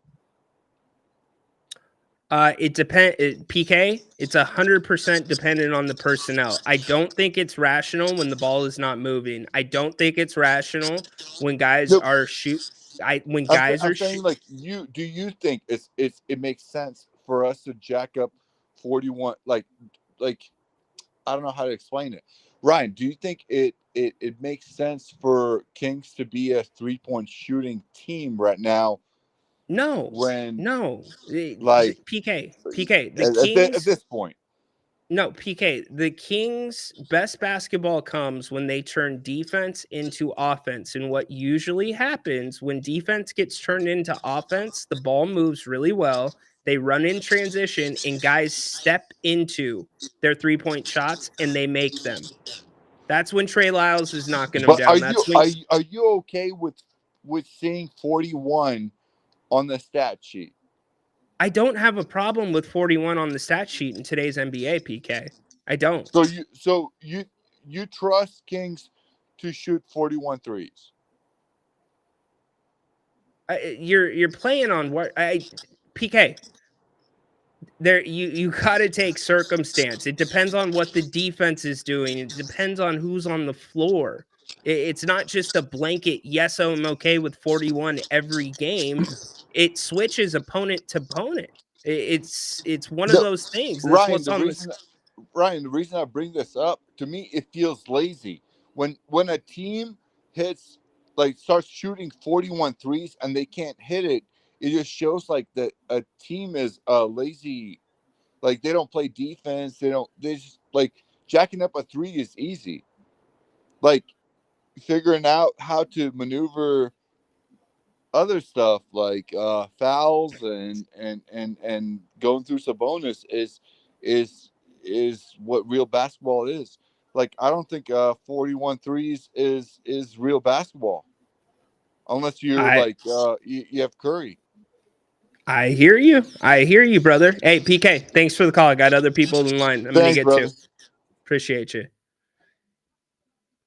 Yeah, you gotta. That is, you can't just say yes or no. It varies. It depends who you're playing. I can tell you, I break down the shot stats all the time. There was a show 2 weeks ago where I talked about the analytics and the percentages when the ball moves, when there's 6+ touches, their percentages when they shoot the ball between 15 and 9 on the shot clock. When you're shooting a 3 between 15 and 9 on the shot clock, that usually means the ball's moving. The Kings are not a good 3-point shooting team with with multiple dribbles. So it's those kinds of threes that I don't like. And yes, PK, I am not okay with guys pulling up when you don't have rebounders under the hoop. I'm not okay with guys who have missed 6 straight threes to pull one early in the shot clock. That bugs me. But again, scouting report, team, flow of the game, what the defense is doing. And I get there's an argument, and I agree with PK. The best basketball is 5-man basketball. You've seen a taste of that this season. You saw it for 3 games without Fox. Now, I'm not trying to out him, but that's exactly what that was. Doug Christie says it all the time. I say it all the time. There is an energy to the basketball. I've seen some people asking about Keegan's shooting issues. 2 things that strike out to me here with Keegan shooting issues. The first is he was traditionally stepping into shots. A lot of times he's been stepping away from shots. The second thing is the years when he broke the rookie record for made 3-pointers, those were coming off of DHOs. Those were coming off of very friendly looks for a shooter. Como se dice, easy looks, elementary looks, corner looks. Those looks have been taken away as the Kings kept running the dribble handoff and not adjusting to what the defenses were doing. So Keegan started to get harder looks. Now, I'm not going to sit here and put it all on that, because he's had some good looks that he stepped into this year that have been wide open, and he's missed them. I think part of it's been a little bit of a mental thing. Here's the other thing. Jerry Reynolds and I have talked about this for a minute. There's times where Keegan's shot is flat. When Keegan's shot is flat, he tends to miss his three-pointers. Do me a favor. The easiest way I can explain it to you is go watch a game from this year, watch the 12-minute highlights in a game where Keegan maybe had 10, 12 points, and then go watch his big game against Utah last year. Look at the difference between the arc on the basketball. It's much different. So, and I think it's just also his body's changing. And I think it's for better. Some of you think it's for worse. We've got Horse and Adam coming up in a second. We're going to keep it to Kings basketball. They're probably going to hit a little salad talk, which is fine. But Dirk, what's up, dude? What's up? Sorry, guys, What's up, I man? get cuts because you're too off topic, so I get to cut the line because I'm talking Kings, right? So yes, we're going to go Kings and then go to them. I hear you. So yeah, where to begin? One thing I think would be interesting if we traded Fox is how that would impact the psychology of Keegan a bit. He's kind of the little brother, you know, babysitting for Fox. Now he has to step into his zone. I kind of agree. Maybe we don't need to shoot as many threes. I will say last game, Keon Ellis wasn't hitting at, he was taking way more and not hitting at the same clip. So those numbers don't look as gaudy, you know, if Keon Ellis is shooting to his standard, you know. But one thing I miss is Keegan cutting to the rim. I feel like I don't understand why that doesn't happen, why we can't get him a pass where he just takes it up and attempts to get a layup, a foul, a dunk. You know, it'd be sad to think Keegan's attempts to dunk on people are already a thing of the past, you know? Just getting used to that. Well, you know what? Keegan, have you noticed, Dirk? And I know you would have noticed this. His explosion off the ground has gotten so much quicker this season from last season. He elevates to the rim so much faster than before. Love it. I haven't noticed that specifically, but I have noticed lately he'll just throw a guy down as he goes in and doesn't get called for anything. So and he's testing the waters a little bit. 100%. He guarded Cat really well against New York one-on-one. The Kings didn't send any help. That's the one game I didn't watch. I was busy. I saw the score and figured, I'm not going to enjoy it, so I'm not watching it. But I got Keegan is a phenomenal defender already, and I want to stick by him. Again, if we need to get off Keegan in the future, you know, it'll be a seller's market for us as far as return. So, you know, you stick with him until you decide if he's really going to be able to be what you need. In regards to Fox, you know, the way I look at it, from what I'm hearing now, this organization has tried to make deals. Mike Brown did not want Ingram. He didn't want John Collins, right? So I think the front office, this might influence why they decided to fire him, is like, look, we can get you people that produce, but you're saying no. So you're not giving us a solution to this problem, Mike Brown. This team is underperforming. Right.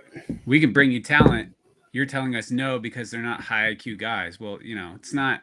You need to make it work. If you got a low IQ guy, you need to figure out a way to coach this guy to perform within your system. Right. Because, you know, brains, talent, height, you don't get all three. Those are the superstars. Your job is to make it work. So I think it's this culmination of all these things together, which leads to these frustrations because too many cooks, right? Too many people weighing in on the decisions. So if we can get the good haul back, the team will improve if we get some roster like players here. Last thing I'll say, what really set us back is missing on Bagley on that number 2 pick, and again missing on Davion Mitchell.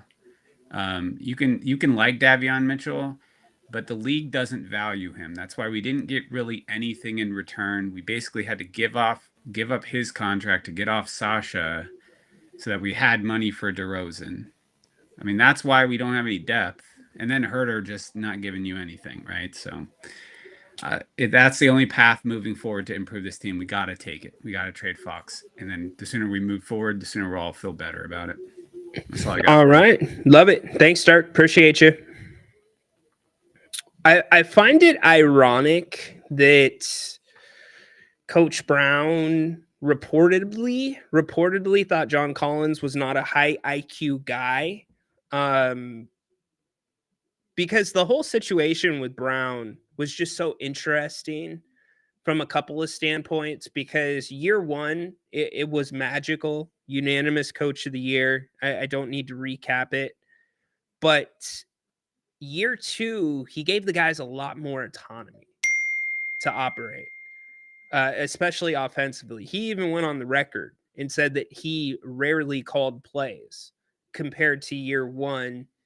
And then he got his contract extension, and it's almost like he dug in his heels. Now, let's be fair to him. He had a very poor bench to work with, a very poor bench, but there were things in the preseason that didn't make a lot of sense. Like, for instance, he took the blame for the 5 losses and the bad shooting because he only let the guys play out of certain sets, right? And then the rotation. He talked about, it's going to take me a while to get comfortable with it. To a degree, it felt like Mike overshared with the media. Probably should have kept some stuff closer to the vest. But when I poked around and, I talked about some of the differences, if you've been tuning in for a while, you've heard this, that when the transition happened to Coach Christie, one of the things when the Kings were having success that I was told was the guys are thinking less and playing to be told that to make that connection per se. But I dug a little bit deeper, and it's right when the Kings were in the midst of the win streak. And I'm like, can you expand on that? Like, how do you explain it? Because a lot of the sets aren't that different. I know Doug's asking for certain things that are non-negotiable in terms of hustle. He's asking for more ball movement. And one of the concerns I especially asked was, if these guys are out there freelancing, what are the adjustments going to look like? What are the adjustments going to look like when teams start to see the Kings on film? And we've seen some of those adjustments now. Teams want to spread the Kings out. They want to spread them out. And that's been part of the issue. But what I was told, this was the analogy I was given. Under Coach Brown, the offense, he to a degree took back more of the control, which is hard to do. If you're a player's coach, you give the control to the players and then you start pulling it back. I can see where that's an issue for some of your stars. The minutes, that was an issue. But one of the analogies that somebody shared with me, it made a lot of sense and it clicked, and I'll share it again with all of you. It was this. It was the offense under Coach Brown to a degree at points this season got to being like going to the nicest and the biggest buffet in Las Vegas that has like lobster tail, crab, everything you can think of. It's got 20 different food stations. You just don't know where to start. There were so many different little things, reads for this, if you're in this zone, so in principle, it looks really good. It looks great. But like, if you're in that position, where do you start? Like, am I going to start the salad bar? I don't want to waste the salad bar. Like, but then I don't want to eat like just Chinese food. Like, I want to get some sushi. Oh, they've got steak. And so there was so much thinking going on and kind of just like all over the place versus Doug Christie with the offense. It was more like going to a catered lunch where it's a set menu, where you just sit down at the table, and your ticket to sit down at the table is the non-negotiable hustle. It's the playing for each other.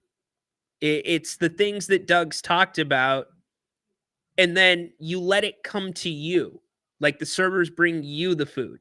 And it made sense. I hope it makes sense to you. It made sense to me. because it sure as hell did look like it was getting complicated with Mike Brown. Okay, we're going to take a little bit of a left turn. I'm going to bring these two guys on at the same time. We're going to talk some Kings, and I think these two want to raise some hell about Cobb salads. I don't know how I feel about both of you here at the same time, but it is the Royal Rumble. So, Haunted Horse, Adam, what is up? Hey, just let Horse go. Don't tell him. Don't tell him. You never sounded better, Horse.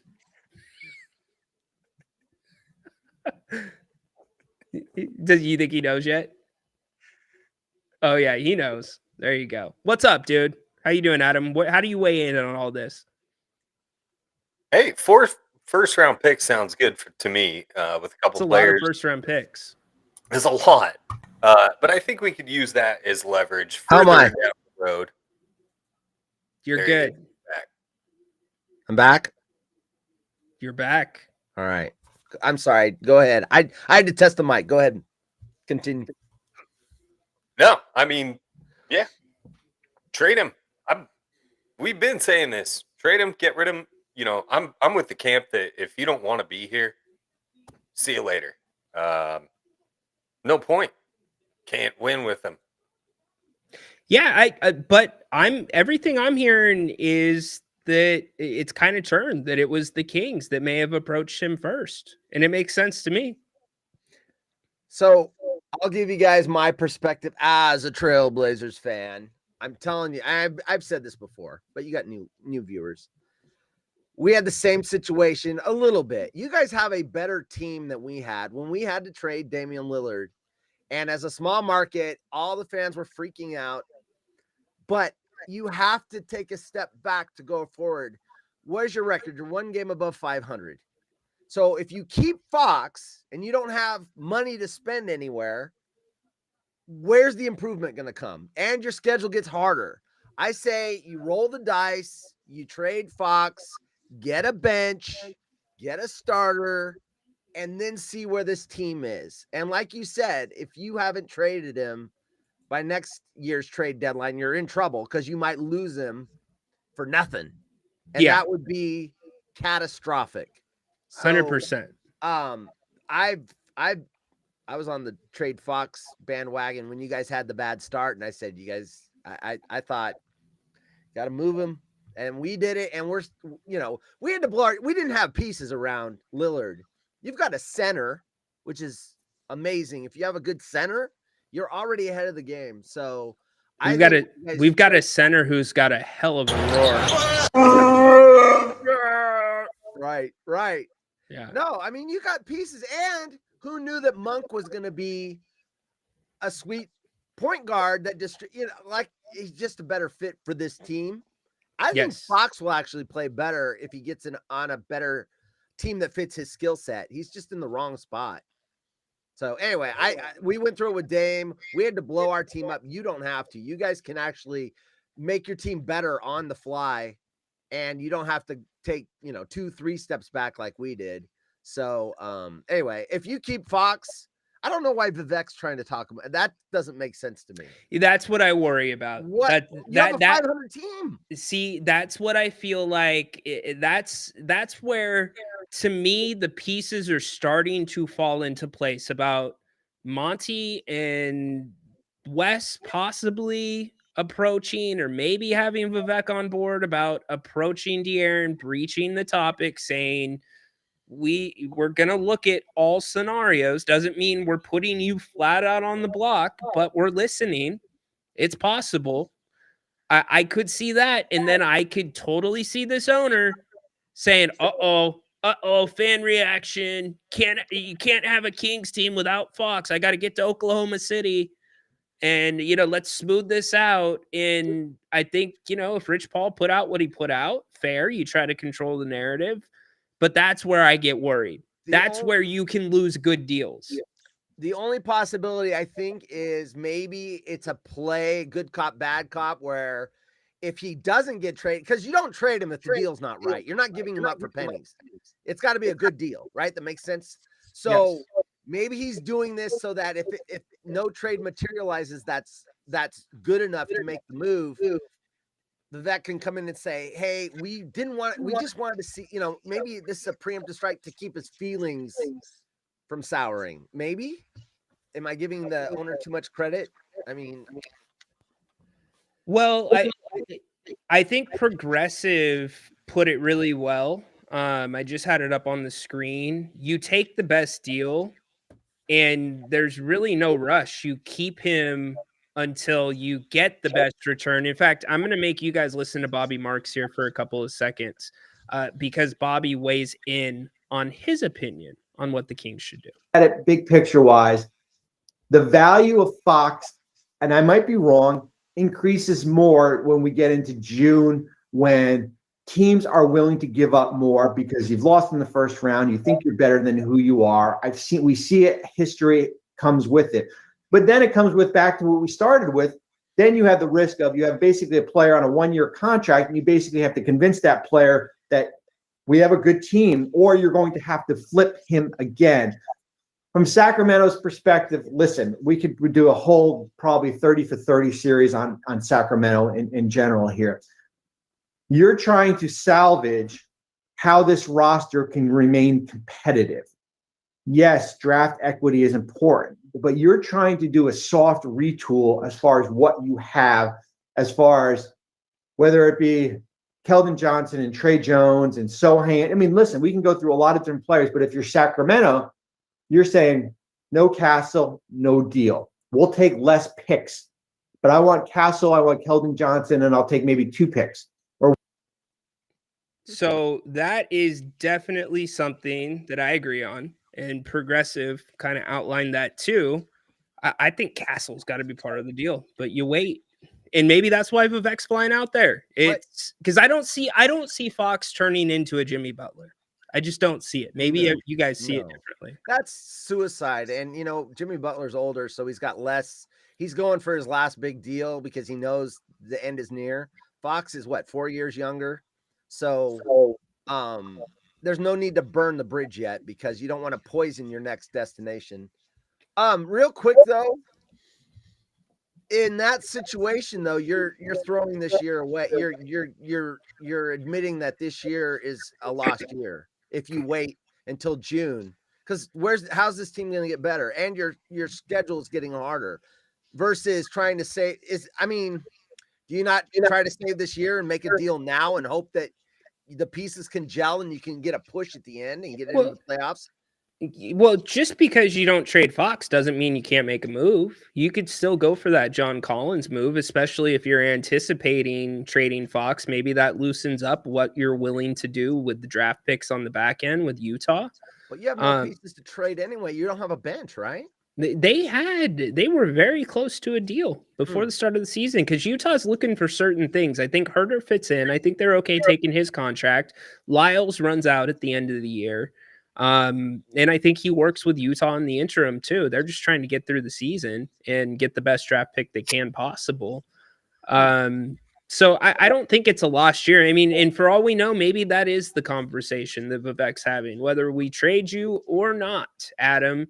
Can we get this through the end of the year? You have my word that we'll get you moved and we'll work with you. Does anyone think we're winning a championship this year? No. Okay. Does anyone think we're going to get a player of Fox's caliber in return with a trade? No. No. What about winning a playoff series? Forget championship. I don't even think this team gets out of. If they squeak into the first round playing game, they're not winning a first round, right? And so that's my point. I think if we can move from Fox, if we can get, crazy 4 first rounds, I don't know if that's real or not, but we can add to the bench. We've already seen what this team can do without Fox. If we can add to the bench, get 3-4 first rounds on top of that, it doesn't necessarily feel like a rebuild. It does feel like a retool, and it gives us leverage for the future, which I think Monty is big on. So, I just would hate to see Bradley Beal on this team. I know that's floating around. Yeah, there. I don't like that. Hell no. I don't like that. I don't like that at all. So get some first rounds, get some, bench depth or whatever it is. Maybe we do add a John Collins that could fit into the starting five, but we're not doing anything with or without Fox right now at this point, in my opinion. So make a move. Let's get some assets for trades in the future, and let's have a better team this season and beyond. All right. I go ahead. Oh, I know everyone, they don't want to hear my Kings advice. I know they've been waiting patiently, and I wanted to deliver why I came here. So here's my Mount Rushmore of salads, +1. So here's my top 5 salads in order. The Cobb salad, my number 1 favorite salad. I mean, there's steak on that, so that just makes it even better. But the Cobb salad is my number 1 salad. If I'm going somewhere and I want my dream salad, it's going to be a Cobb salad. Now, next on the line is Crab Louie. You get some Crab Louie, some seafood, some Thousand Island dressing. That's a regional thing, brother. You got. Well, we're West Coast. You're West Coast. Okay. I'm saying mine. I'm not saying. All right. Continue with New York yours. Twin clone's favorite salad. It's mine, and we're West Coast. We like Crab Louie's. All Greek right. salad number 3. I like the Kalama olives and the what olives? My wife makes fun of me. The Kalalama olives. Kalamata. If it was a regular salad, I wouldn't have said anything. It's the big salad. And the feta, that's a good salad with that. And then taco salad. You can't go wrong on taco salad. And then my top 5 is rounded up by Caesar. And then my 2 salads that I don't like, salad caprese, which is just mozzarella. Oh, get out of here, dude. I'm not a fan. And first off, it's caprese. Okay. It's caprese. But no matter how you say it, I'm not a fan. And then the Chinese chicken salad with those hard noodles and crunchy and some that sesame dressing. That take is whack. Chinese chicken salad is top 3 for you. Yeah. All right, give me your Rushmore really quick, Adam. Oof. Okay, yeah, we'll go Cobb. Cobb's at the top. I think it has to be. Cobb's at the top. But we're doing it like an actual Cobb salad. It's got to be blue cheese, turkey, ham. Okay. Yeah. Key ingredients. Otherwise, it's not a Cobb. It is a Cobb. You're subbing the cow for the pig and the bird. Imitation Cobb. Why don't you ask Bob Cobb how he feels about that? All right. The guy at the Brown Derby would say, "Get that out of here." Okay, hold on, really quick, and we're not going to come too far off the rails. We got a lot of people waiting on King's stuff. But if the Cobb is at the top, is there a certain dressing that is mandatory for the Cobb on the Mount Rushmore? The recipe is blue cheese. It's got blue cheese crumbles on it right there. All right. Gotta have it. Blue cheese, bro. All right, Adam, go ahead. I took an L on my salads, apparently. Someone in the chat said I got an L. They hate me. I was, I had one yesterday, but you reminded me, Chinese chicken salad. We're going number 2. Number 3, I'll give that to the Caesar. Extra anchovies, please. And then number 4, how about the house salad? I had garden and then I crossed it out for taco. Are you kidding me? You guys are just going with the big salad. But you had to have that big salad. That's what you're going with? I got one. Maybe not a salad, but my number 1 would be egg salad. Egg salad's not a salad. No, it's not. Oh, but you said a Cobb with steak is a Cobb. Where's the lettuce in an egg salad? By the way, I don't like iceberg, and that's usually if I'm having a garden salad, it's got to be green leaf. I can't. Iceberg is okay. How do you knuckleheads leave out the wedge salad? The wedge salad is a solid. I'm not pick. a fan of the wedge. But I gotta use a knife to. Yeah, the wedge is overrated. What? Okay, all right. We'll keep this going another day. Adam, really quick. Who wins the Royal Rumble? Men's and women's. Go. 30 seconds. All right. Men's, I'm going to go CM Punk. All right. I think it's inevitable. Women's, I think it's probably going to be Charlotte Flair, but give me Bianca Belair. Whoa. Okay. All right. I love it. I love you two guys. You know that. We'll Love you too, continue this bro. salad. We'll continue this salad talk later. All right, late. Late. Thanks. These two have been waiting all week to get their shot off on the salads. And then that, by the way, that is the incredible steak Cobb salad from Bennett's. Go to bennettsrestaurants.com. We were there for brunch this last weekend.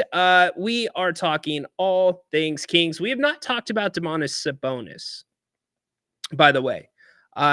It wasn't a snub, you guys. If you've been watching the NBA, in awards the last 3 or 4 years, individual awards have become graded on a team curve. They've become graded on a team curve. Now, we can sit here and debate James Harden. I don't think that's right. I don't care what the hell the Clippers are doing. I ain't in on that James Harden pick. Could also debate Steph Curry, by the way. But I'm not going to do that either. I do think Domantas gets in as an injury replacement. So I think we take a deep breath. He'll be there. But can we acknowledge one thing? Domantas Sabonis is not a good all-star player. Let me clarify what I mean. His game does not translate well to the all-star game traditionally. It just doesn't. That's maybe now that he shoots threes, it translates better. It's cool that he's hopefully going to have the honor of being an all-star. Here's how some of the guys lined up, if you want to take a look at that really quick.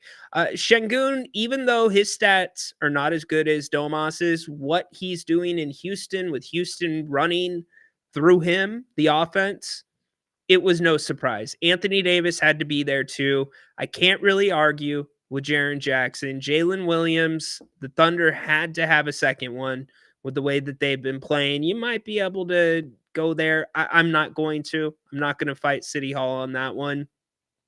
But at the end of the day, I do think you will have a king at the All-Star game. And by the way, when his career is all said and done, it's not going to be Domantas Sabonis, 2-time All-Star injury replacement. It's going to be Domantas Sabonis, 3-time All-Star. So it is what it is. If you were a Kings fan and surprised by that, you shouldn't have been.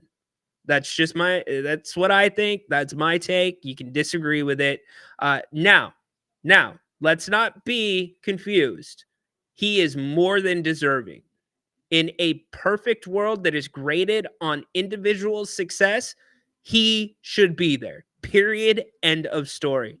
But it's not how those awards and recognitions are graded. So, is what it is. Only way Sabonis makes the All-Star is to date Adam Silver's daughter. That got weird, Rock. If he dated Adam Silver's daughter, that would be a long commute to like Mars or whatever planet it is the Silvers reside on. I mean, after all, you got to have somewhere with a lot of space to park those sonars. I want to let it marinate a bit. You want to let it marinate a bit? I want to let it marinate a bit. Somebody needs to make a rap song out of that, yeah? I want to let it marinate a bit. I want to let it marinate a bit. I want to let it marinate a bit.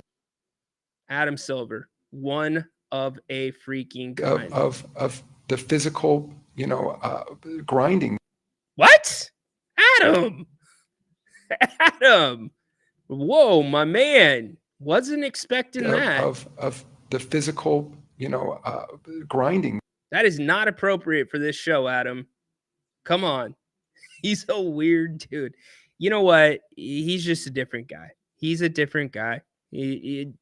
Commissioner Ears, I got to definitely agree. Stop. Vlada. He is not the devil. Come on. That's too far. I mean, we can get on him. for maybe being from another planet, neighbors with Sam Cassell somewhere out in the universe. But we can't go that far. Of the physical, grinding. Is that like a pickup line from Adam Silver? What do you enjoy when you dance? Of the physical, grinding. Adam? Is there an ID card of room between you and your dance partner? Of the physical, grinding. Yeah, you got to have an ID card between the two of you, Adam. Okay? Are you okay with that, Adam? Understood? I want to let it marinate a bit. Well, Adam, there's nothing to marinate over. You got to have an ID card between you. No physical grinding. I want to let it marinate a bit. Okay, Adam, this conversation's over. All right, back to the Kings and Domantas Sabonis and De'Aaron Fox. I guess the question is De'Aaron Fox going to be a King this time next week? It's a yes or no question. What do you think it's going to be? Flame him up, Ryan. You got to have a little fun with Adam Silver. You got to have a little fun with him. It's in good fun. It's in good fun. He's got a hard job. He does have a hard job.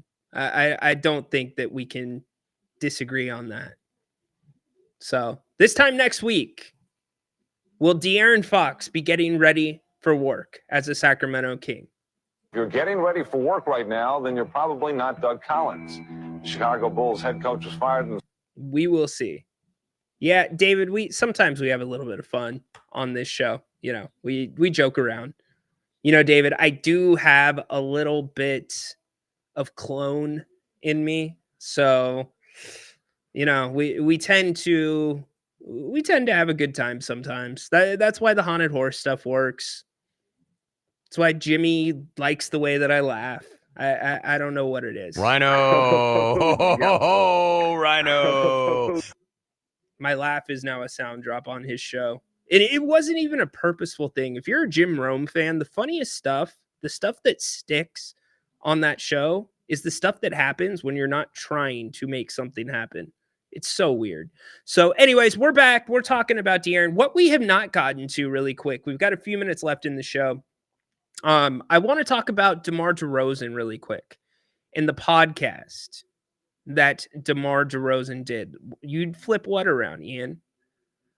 Ryan, I'd flip that sound around. The All-Star game is not worthy of Domantas Sabonis.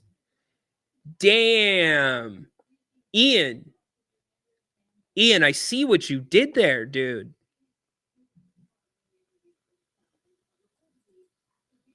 Ian. I want winners. That is a winner, my man. That is the comment of the day. That is so deep. He's right. The All-Star game is everything that basketball shouldn't be. And Domas is the big fundamental. It's why Domas has success against bigger guys, more athletic guys. It's fundamentals. That's a hell of a comment. Good job by you, Ian. DeMar DeRozan went on a podcast earlier this week talking about the transition with the Kings this second half of the season. We're going to look at some stats, go through your comments as well while we listen to some of these sound drops from DeMar. He talks about the Mike Brown transition, the De'Aaron Fox stuff, how he found out, and what does the future look like for DeMar DeRozan if De'Aaron Fox is no longer on this team? Here's DeMar DeRozan. Unique situation for me because my 16 years in the league was my first time dealing with a firing of a coach in the middle of the season and really trying to gauge and understand how that, works in real time, So it was a new situation. I think we just all kind of bonded together as teammates, as a city, all the fans, and, we just try to pull our stuff out of the hole that we was in, because everybody wanted it. Every single day we was just coming in frustrated, trying to figure out how can we, figure this thing out. And, we just kind of bridged and came together. I love how real DeMar is. If you've not read DeMar's book that came out before the start of the season. Go check it out. It's an incredible read. DeMar is top notch. Period. End of story. Top notch. DeMar again. Sometimes change is just good, and I think for us, I think it was just needed for a new breath of life in a sense, Doug being an ex-player and kind of having that hand-in-hand relationship with everybody. I was with Doug all summer when I signed.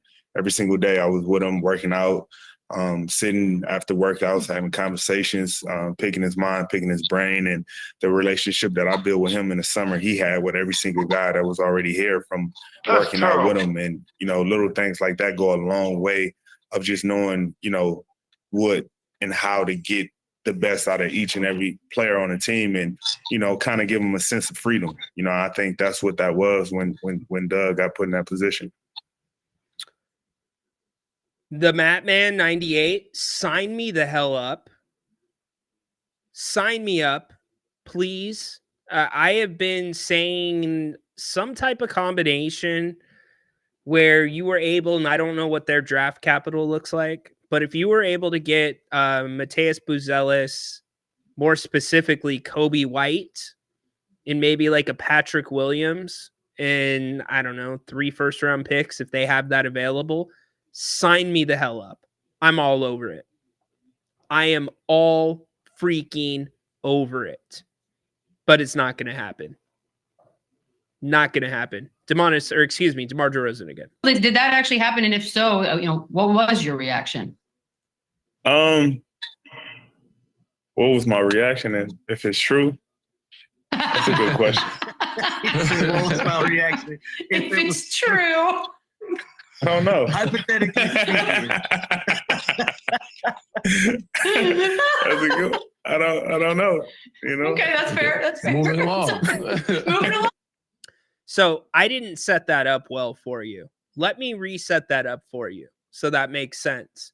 DeMar DeRozan was asked, if true, what was your reaction to Mike Brown approaching you about coming off the bench? DeMar. Did that actually happen? And if so, what was your reaction? What was my reaction? And if it's true, that's a good question. What was my reaction? If it's true. I don't know. Hypothetically speaking. That's a good. I don't know. Okay, that's fair. That's fair. Moving along. Go check out the video. His reaction's pretty good. Makes you wonder if that actually happened or not. DeMar again, talking a little bit more, I believe, about the Fox News and his future. Nah, haven't talked to him. I was in a Michelin Nest store when I seen it pop up the other day, and even in the next morning, which was yesterday morning, we was at shoot around. Everybody was laughing, having fun. I think for the most part, when you inside, we just treat everybody like a brother. We always been supportive of whatever anybody is going through, teammates, but a lot of times we don't let the business of basketball kind of distract us in a sense. It really haven't been discussed, to be honest with you. I know it could be a headache on them and dealing with something like that, but for me personally, somebody who's been traded, who understand the business of it, it comes with it, especially when contract talks is involved or something isn't signed. You deal with stuff like this. But for the most part, we support our brother. We there for him. We treat it like any other day. Joseph, how did you get to that math? Maybe Monk. DeRozan, he talks about it. In fact, I believe he talks about it in the next clip. Why don't we play that really quick? Traded. Do you reconsider your future with the organization, or what would you like to see happen for it to be a positive for you to remain there as well? Yeah, it's tough because, looking at the landscape before I came here, those the guys I talked to was Fox, Domas, and Malik. Those are the core guys that, made it easy for me to make my decision to play here, and a key player, juggernaut in Fox, not knowing the future of that, it does make it tougher. I don't have much time left. I'm not trying to play another 5 years, try to maximize the opportunity we have now to play with a great team. You never know when dominoes fall the wrong way, when it comes to organization, it makes it tough, so it's something that, we just got to weigh out and see. And, for the meantime, make the most of it, so we'll see how it pan out. So that was DeMar on the situation. Okay, I'll give you DeRozan to a degree, but I think it was the other two as well that helped get him here. I don't see the Sabonis thing. Wasn't it Tyrese Halliburton that got you Sabonis? If we want to play math, I mean, I get it. I see what you're saying. I understand you're saying they wanted to play with De'Aaron Fox. Sure, I guess that's fair. I don't know.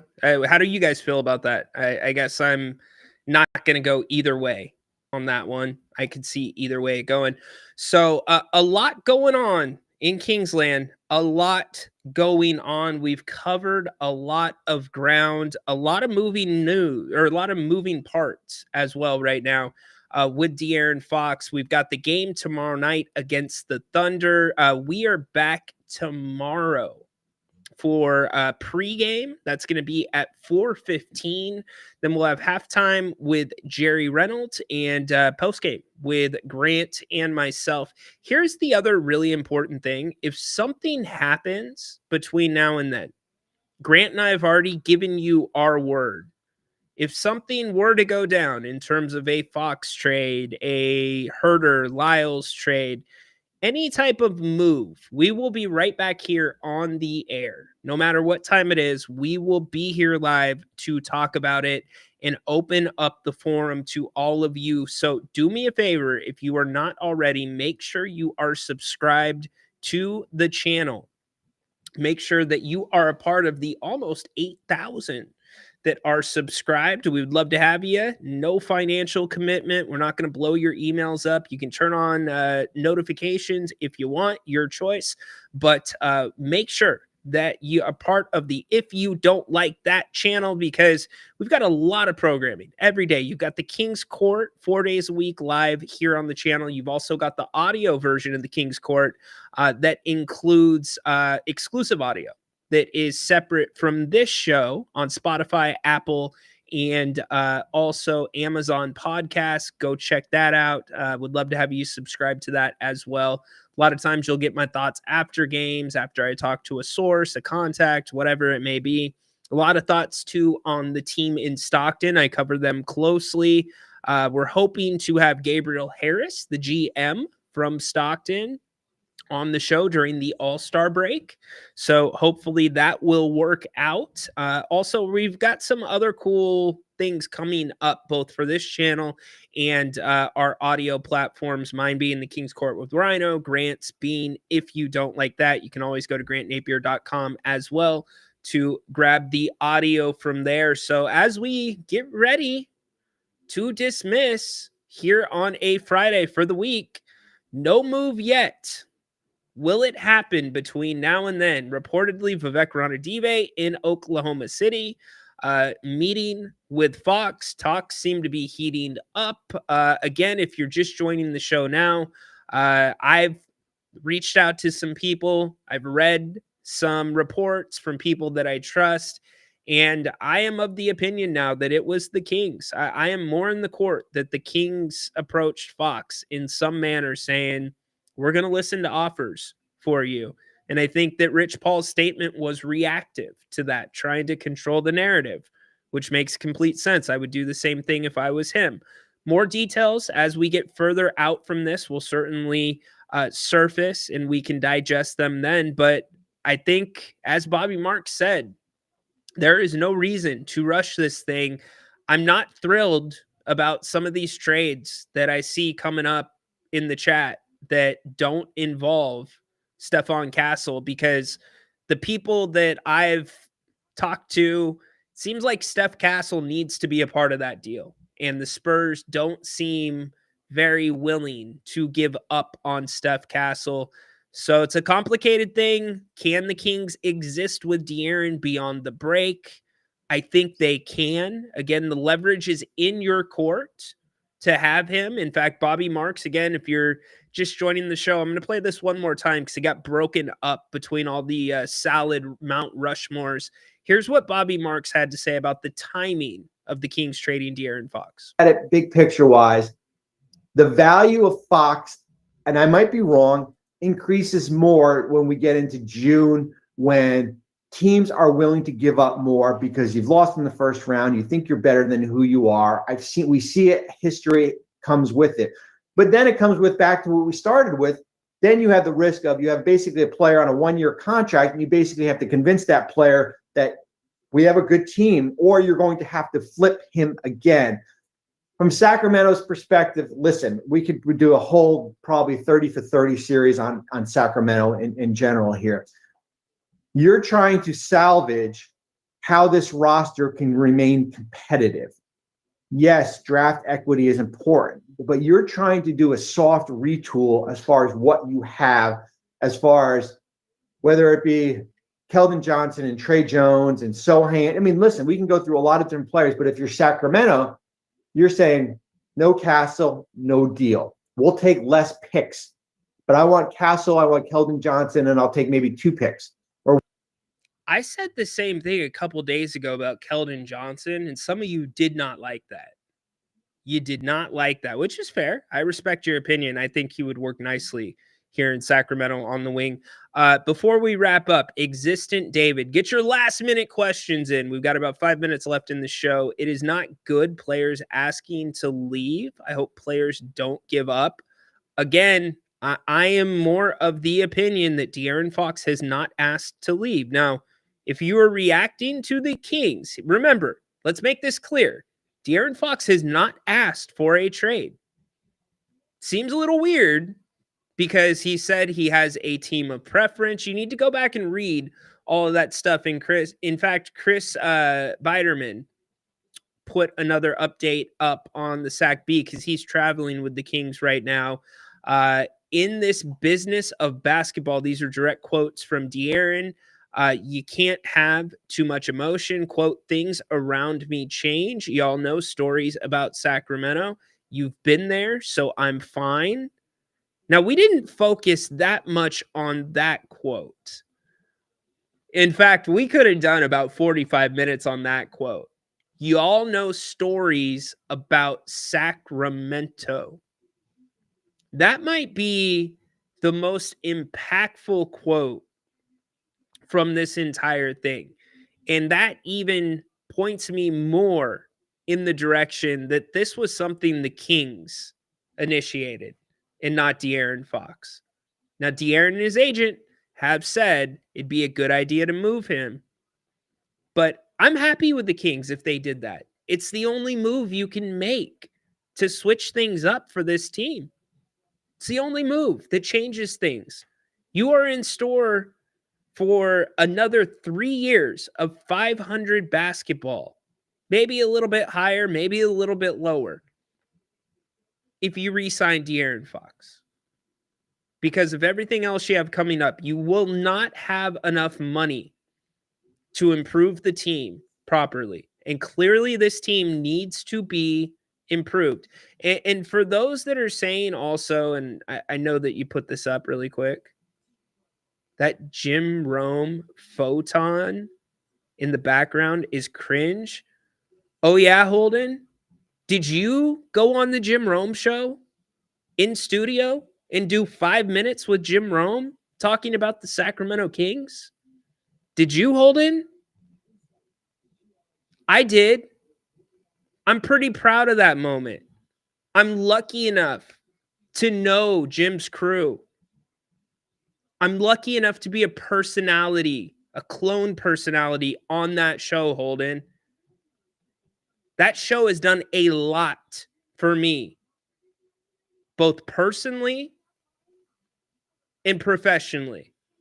So you can think it's cringe It is nothing more than paying respect to somebody that I hold in the highest respect in this business.